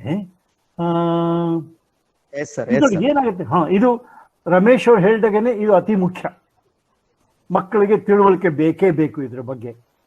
ಆದ್ರೆ ಇದನ್ನ ನಾವು ಹೇಗೆ ಹೇಳ್ಕೊಡ್ತೀವಿ, ಹೇಗೆ ಅಳವಡಿಸ್ಕೊಡ್ತೀವಿ, ಅದನ್ನು ನಾವು ಆಲೋಚನೆ ಮಾಡ್ಬೇಕಾಗತ್ತೆ. ಒಂದು, ನಿಮ್ಮ ಜೀವನ ಶೈಲಿ, ನಿಮ್ಮ ಮಾತನಾಡುವ ಪಾಠ ಮಾಡುವ ಶೈಲಿ, ನೀವು ಆರಿಸಿಕೊಳ್ಳುವ ವಿಚಾರಗಳ ಶೈಲಿ, ಯಾವ ಸಂದರ್ಭದಲ್ಲಿ ನೀವು ಮಕ್ಕಳಿಗೆ ಯಾವ ರೀತಿಯ ಒಂದು ಚಾನ್ಸ್ ಕೊಡ್ತೀರಿ ಮಾತಾಡಕ್ಕೆ, ಯಾವ ರೀತಿಯ ಒಂದು ಆಪರ್ಚುನಿಟಿ ನೀವು ಕೊಡ್ತೀರಿ ಮಕ್ಕಳಿಗೆ, ಹೇಗೆ ಸಂದರ್ಭ ಒದಗಿಸ್ತೀರಿ, ಅವರು ಏನ್ ಹೇಳಿದ್ರು ಅದರ ಬಗ್ಗೆ ನೀವು ಯಾವ ರೀತಿ ವ್ಯಾಖ್ಯಾನ ಮಾಡ್ತೀರಿ, ನೀವು ನಿಮ್ಮ ರಿಯಾಕ್ಷನ್ ಹೇಗೆ ತೋರಿಸ್ತೀರಿ, ಇದನ್ನ ಮಕ್ಕಳ ಮೇಲೆ ಯಾವ ರೀತಿ ಪರಿಣಾಮ, ಎಲ್ಲಾನು ನೀವು ಮೇಷ್ಟ್ರು ನೀವು ಮುಂಚೆ ಪ್ಲಾನ್ ಮಾಡ್ಬೇಕಾಗತ್ತೆ. ನಿಮ್ಮ ಟೀಚಿಂಗ್ ನೊಳಗೆ ನೀವು ಅಳವಡಿಸ್ಕೊಳ್ಬೇಕಾಗತ್ತೆ. ಅಳವಡಿಸಿಕೊಂಡು ಅದ್ರ ಬಗ್ಗೆ ನೀವು ನಾನು ಇನ್ನೊಂದು ಬಹಳ ಇಂಪಾರ್ಟೆಂಟ್ ವಿಚಾರ ಹೇಳ್ತೀನಿ. ಎಲ್ಲರೂ ನೀವುಗಳು ನಿಮ್ಮ ಟೀಚಿಂಗ್ ಬಗ್ಗೆ, ನಿಮ್ಮ ಅಬ್ಸರ್ವೇಷನ್ ಬಗ್ಗೆ ನೀವು ಒಂದು ಡೈರಿ ಮೇಂಟೈನ್ ಮಾಡಿ. ಪ್ರತಿ ದಿವಸ ಮನೆಗೆ ಬಂದ ನಂತರ ಆ ದಿನ ನಿಮಗೆ ಆದ ಅನುಭವ, ನಿಮಗೆ ತೋಚಿದ ಹೊಸ ವಿಚಾರಗಳು, ವಿಚಾರಧಾರೆ, ಇದನ್ನ ನಿಮ್ಮ ಡೈರಿನಲ್ಲಿ ಬರೆಯೋದು ಅಭ್ಯಾಸ ಮಾಡ್ಕೊಳ್ಳಿ. ಇದು ಎಷ್ಟೋ ರೀತಿಯಲ್ಲಿ ನಿಮಗೂ ಸಹಾಯ ಆಗ್ಬೋದು, ನಿಮ್ಮ ಪಕ್ಕದಲ್ಲಿರೋ ಮೇಷ್ಟ್ರಿಗಳಿಗೂ ಸಹಾಯ ಆಗ್ಬೋದು ಯಾವುದೋ ರೀತಿಯಲ್ಲಿ. ಅಂದ್ರೆ ನಾವು ಅಷ್ಟು ಕಾನ್ಶಿಯಸ್ ಆಗಿ ಬಹಳ ಗಮನವಿಟ್ಟು ಕೆಲಸ ಮಾಡ್ಬೇಕಾಗತ್ತೆ ಬಸಪ್ಪನವರು ಅಂತ ನನ್ನ ಅಭಿಪ್ರಾಯ. Sir okay sir, thank you sir. ಆಯ್ತು, ಹೇಳಿ ಹೇಳಿ ಜಿನದತ್ತ, ಹೇಳಿ. ಒಂದ್ ನಿಮಿಷ ಜಿನದತ್ತ ಅವ್ರು ಮಾತಾಡ್ತಾ ಇದ್ದಾರೆ, ಮಾತಾಡಿ ಜಿನದತ್ತ. Thank you sir. ಈ ಪದಗಳ ಬಗ್ಗೆ ಇಲ್ಲಿ ಚರ್ಚೆ ಆಗ್ತಾ ಇತ್ತು. ಇದರಲ್ಲಿ ಕೇವಲ ಶಿಕ್ಷಕರ ಪಾತ್ರ ಎಷ್ಟು ಮುಖ್ಯ ಇದೆ ಅಂತ ಗೊತ್ತಿರ್ತಕ್ಕಂಥ ಸಂಗತಿ. ಆದ್ರೆ ನಿಮಗೆ ಗೊತ್ತಿರ್ಬೇಕು ಸರ್, ಇಲ್ಲಿ ನನ್ನ ಸ್ನೇಹಿತರು ಕೆಲವು ಜನರಿಗೆ ಗೊತ್ತಿರಬೇಕು. ಪ್ರಜಾವಾಣಿಯಲ್ಲಿ ಪ್ರೊಫೆಸರ್ ಜಿ ವೆಂಕಟ ಸುಬ್ಬಯ್ಯ ಅವರು ಇಗೋ ಕನ್ನಡ ಅಂತಕ್ಕಂಥ ಒಂದು ಪ್ರಶ್ನೆ ಮಾಲಿಕೆಯನ್ನ ಆ ಮಕ್ಕಳು ಕೇಳ್ತಾ ಇದ್ರು, ಶಿಕ್ಷಕರು ಕೇಳ್ತಾ ಇದ್ರು. ಅದ್ರ ಸರಿಯಾಗಿರ್ತಕ್ಕಂಥ ತುಪ್ಪ ಯಾವುದು ಏನು ಅಂತಕ್ಕಂಥದ್ದು. ಅದು ಪುಸ್ತಕ ಮಾಡಿ ಅವ್ರು ಆಮೇಲೆ ಬಿಡುಗಡೆಯನ್ನು ಮಾಡಿದಾರೆ. ಇದರಲ್ಲಿ ಶಿಕ್ಷಕರ ಜೊತೆಗೆ ಈ ಮಾಧ್ಯಮ ಅಂತಕ್ಕಂಥದ್ದು ಏನಿದೆನೋ ಅದು ಕೈ ಜೋಡಿಸಿದ್ರೆ ಆಗ್ತಕ್ಕಂಥ ಅವಾಂತರಗಳು ಏನಿವೆ, ಶಬ್ದ ಬಳಕೆಯಲ್ಲಿ ಆಗ್ತಕ್ಕಂಥ ಅವಾಂತರಗಳು ಅಂತ ತಪ್ಪಿಸ್ಬೋದು ಅಂತ ಹೇಳಿ ನನ್ನ ವಿಚಾರ. ಬಹಳ ಒಳ್ಳೇದು ಹೇಳಿ, ತುಂಬಾ ಕರೆಕ್ಟ್ ಆಗಿ ಹೇಳಿದ್ರಿ. ನೋಡಿ, ಇಷ್ಟೊತ್ತನ್ನು ನಾವು ಡಿಸ್ಕಸ್ ಮಾಡ್ದಂಗೆನೆ ನೀವೇ ಹೇಳ್ದಂಗೆನೆ ನೀವೇನೇನೆ ಒಂದು ಸಣ್ಣ ಕಾಲಮ್ ಯಾವುದೋ ಪತ್ರಿಕೆಯಲ್ಲಾಗ್ಲಿ ಯಾವುದೋ ಒಂದು ಕಡೆ ಆಗ್ಲಿ ಜಿನದತ್ತ ಅವರೇ ನೀವೇ ಸ್ಟಾರ್ಟ್ ಮಾಡಬಹುದು, ಏನೂ ತೊಂದರೆ ಇಲ್ಲ. ಏನೋ ಒಂದು ಸಣ್ಣ ಕಾಲಮ್ ನೋಡಿಗೆ ನೀವು ದಿವಸನೂ ಏನೋ ಒಂದಕ್ಕೆ ಹೋಗ್ತೀರಿ, ಅದನ್ನ ಹೇಗೆ ಹೇಳ್ಬೇಕು ಹೇಗೆ ಹೇಳ್ಬಾರ್ದು ಅನ್ನೋದ್ರ ಬಗ್ಗೆ ನೀವು ಹೇಳ್ತೀರಿ ಅನ್ಕೊಳ್ಳಿ. ಅಷ್ಟೇ ನೀವು ಸಹಾಯ ಮಾಡಿದ್ರು ಎಷ್ಟೋ ಜನಕ್ಕೆ ಉಪಯೋಗ ಆಗುತ್ತೆ, ಖಂಡಿತವಾಗ್ಲೂ ಮಾಡ್ಬೋದು. ಹೌದು, ಇದಕ್ಕೆ ಮಾಧ್ಯಮದವರು ಜೊತೆ ಕೂಡ್ಸಿದ್ರೆ ತುಂಬಾನೇ ಅನುಕೂಲ ಆಗುತ್ತೆ. ಎಸ್, ಆಯ್ತಪ್ಪ, ನೋಡಿ ಇರೋಣ. ಈ ಎಲ್ಲಾ ಸಾಮಾಜಿಕ ಕೌಶಲ್ಯಗಳು, ಅಕಾಡೆಮಿಕ್ ಸ್ಕಿಲ್ಸ್, ಸೋಷಿಯಲ್ ಸ್ಕಿಲ್ಸ್, ಇವೆಲ್ಲಕ್ಕಿಂತ ಈಗ ಹೆಚ್ಚಾಗಿ ಎಕನಾಮಿಕ್ ಸ್ಕಿಲ್ ಹೌದಪ್ಪ. ಅದಕ್ಕಾಗಿ ಇವು ಎಲ್ಲಾ ಸ್ಕಿಲ್ಗಿಂತ ಎಕನಾಮಿಕ್ ಆತ್ಮನಿರ್ಭರ ಇದರಲ್ಲಿ ಎಕನಾಮಿಕ್ ಸ್ಕಿಲ್ ಮೋಸ್ಟ್ ಇಂಪಾರ್ಟೆಂಟ್. ಹೌದಪ್ಪ, ಹೌದು. ಎಲ್ಲ ನಾವೆಲ್ಲ ಮಾತಾಡ್ತಿರೋದು ಯಾತಕ್ಕೆ ಹೇಳಿ, ನಾವೆಲ್ಲ ಮಾತಾಡ್ತಿರೋದು ನಮ್ಮ ಮಕ್ಕಳಿಗೆ ಆತ್ಮನಿರ್ಭರತೆ ಎಷ್ಟು ಮಟ್ಟಿಗೆ ನಾವು ತುಂಬಬಹುದು ಅನ್ನೋದ್ರ ಬಗ್ಗೆನೇ ಮಾತಾಡ್ತಿರೋದು. ನಾವು ಮಕ್ಕಳಿಗೆ ಅವರ ಆತ್ಮನಿರ್ಭರತೆ ಬಗ್ಗೆ ನಾವು ತಿಳುವಳಿಕೆ ಕೊಟ್ಟಷ್ಟು ಖಂಡಿತವಾಗಿಯೂ ಅವರು ಸಮಾಜದಲ್ಲಿ ಎಷ್ಟೋ ಮಟ್ಟಿಗೆ ಒಳ್ಳೆಯ ಒಂದು ಒಳ್ಳೆಯ ಸ್ಥಾನ ತಲುಪೋದಕ್ಕೆ ಸಾಧ್ಯ ಆಗುತ್ತೆ. ಅದಕ್ಕೇನೆ ನಾವು ಹೇಳ್ತೇವೆ. ಹೇಳಿ ಶ್ರೀಧರ್. ಶ್ರೀಧರ ಹೇಳ್ತಿದ್ದೀರ ಏನಾದ್ರು? ಓಕೆ, ಇನ್ಯಾರಾದ್ರು? Hello sir. ಸರ್, ನಾನು ಮಂಜುನಾಥ್ ಅಂತ. ಮಂಜುನಾಥ್, ಹೇಳಿಪ್ಪ.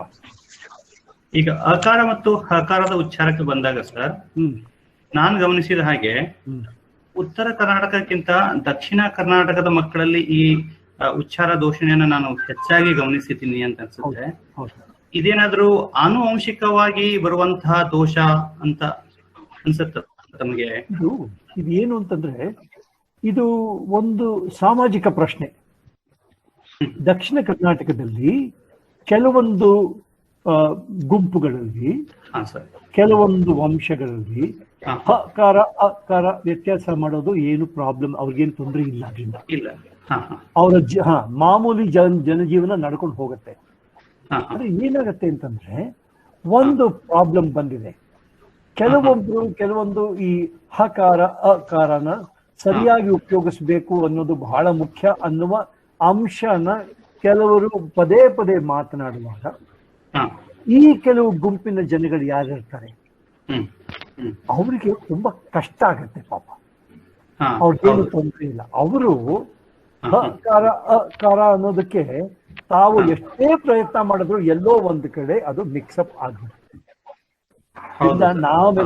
ನನ್ಗೆ ಅನ್ಸುತ್ತೆ ಅಂದ್ರೆ, ಸದ್ಯಕ್ಕೆ ನಾನು ಆ ವ್ಯಕ್ತಿನ ನೋಡಿ, ಆ ವ್ಯಕ್ತಿಯ ಬ್ಯಾಕ್ಗ್ರೌಂಡ್ ನೋಡಿ ಅದನ್ನ ನಾನು ಮುಚ್ಚಾಕಕ್ಕೆ ನಾನು ರೆಡಿಯಾಗಿದ್ದೀನಿ. ನಾನು ಅಂದ್ರೆ ಇಗ್ನೋರ್ ಮಾಡೋದಕ್ಕೆ ರೆಡಿಯಾಗಿದ್ದೀನಿ. ಅದ್ರ ಬಗ್ಗೆ ನಾನು ಅದನ್ನ ಬಗ್ಗೆ ಯೋಚನೆನೇ ಮಾಡಕ್ ಹೋಗೋದಿಲ್ಲ. ಪಾಪ ಈ ವ್ಯಕ್ತಿಗೆ ಈ ಸಂದರ್ಭದಲ್ಲಿ ಈ ಭಾಷೆ ಉಪಯೋಗಿಸ್ತಿರುವ ಸಂದರ್ಭದಲ್ಲಿ ಎಲ್ಲರಂತೆಯೂ ತಾನು ಒಂದು ಮಾತಾಡಬೇಕು ಅಂತ ಪ್ರಯತ್ನ ಮಾಡುವ ಸಂದರ್ಭದಲ್ಲಿ ಇದೊಂದು ತೊಡಕು ಇದೆ ಅಷ್ಟೇ. ಯಾವುದೋ ಕಾಲದಲ್ಲಿ ಪ್ರಾಯಶಃ 2 ವರ್ಷ ಆದ ನಂತರ ಆ ತೊಡಕು ಹೋಗಬಹುದು ಅಂತ ನನಗೆ ಅನ್ಸುತ್ತೆ. ನಾನು ಕೂಡ ಸರ್ ನಮ್ಮ ಮೈಸೂರಿನ ಜಿಲ್ಲೆಯಲ್ಲಿ ಕನ್ನಡ ಶಿಕ್ಷಕನ ಕೆಲಸ ಮಾಡ್ತಿರ್ಬೇಕಾದ್ರೆ 6ನೇ ತರಗತಿಯಿಂದ ಹೇಳ್ತಾ ಬಂದಂತ ಮಗುವು ಕೂಡ 5-6 ವರ್ಷಗಳ ಕನ್ನಡ ಕಲಿಕೆಯ ನಂತರವೂ ಕೂಡ 10ನೇ ತರಗತಿಯಲ್ಲಿ ಅದೇ ತಪ್ಪುಗಳನ್ನ ಮಾಡುವಂತ ಸಂದರ್ಭಗಳನ್ನ ನೋಡಿ ಒಂದೊಂದ್ಸರ್ತಿ ನಾವು ಮಾರ್ಕ್ಸ್ ಅನ್ನ ತೆಗೆಯುವಂತ ಪರಿಸ್ಥಿತಿ ಕೂಡ ಉಂಟಾಗಿದ್ದು ಕೂಡ ಇದೆ. ಹೌದು. ಇದು ಏನಾಗುತ್ತೆ ಅಂತಂದ್ರೆ ನಾವು ನೋಡಿ ಫಾರ್ಮಲ್ ಅಥವಾ ಇನ್ಫಾರ್ಮಲ್ ಈ ಪ್ರಾಬ್ಲಮ್ ಇನ್ಫಾರ್ಮಲ್ ಆಗಿ ಮಾತಾಡ್ಬೇಕಾದ್ರೆ ಅದು ತೇಲ್ಸ್ಕೊಂಡು ಹೋಗುತ್ತೆ. ಯಾಕಂದ್ರೆ ಕೆಲವೊಂದು ಪದಗಳಲ್ಲಿ ಬರೋದೇ ಇಲ್ಲ. ಎಲ್ಲಿ ಹೋಗ್ಲಿ ಗಮನವಿಟ್ಟು ಬಹಳ ಕಾನ್ಶಿಯಸ್ ಆಗಿ ಮಾತಾಡ್ಬೇಕಾದ್ರೆ ಇದು ತೊಂದರೆ ಬರುತ್ತೆ.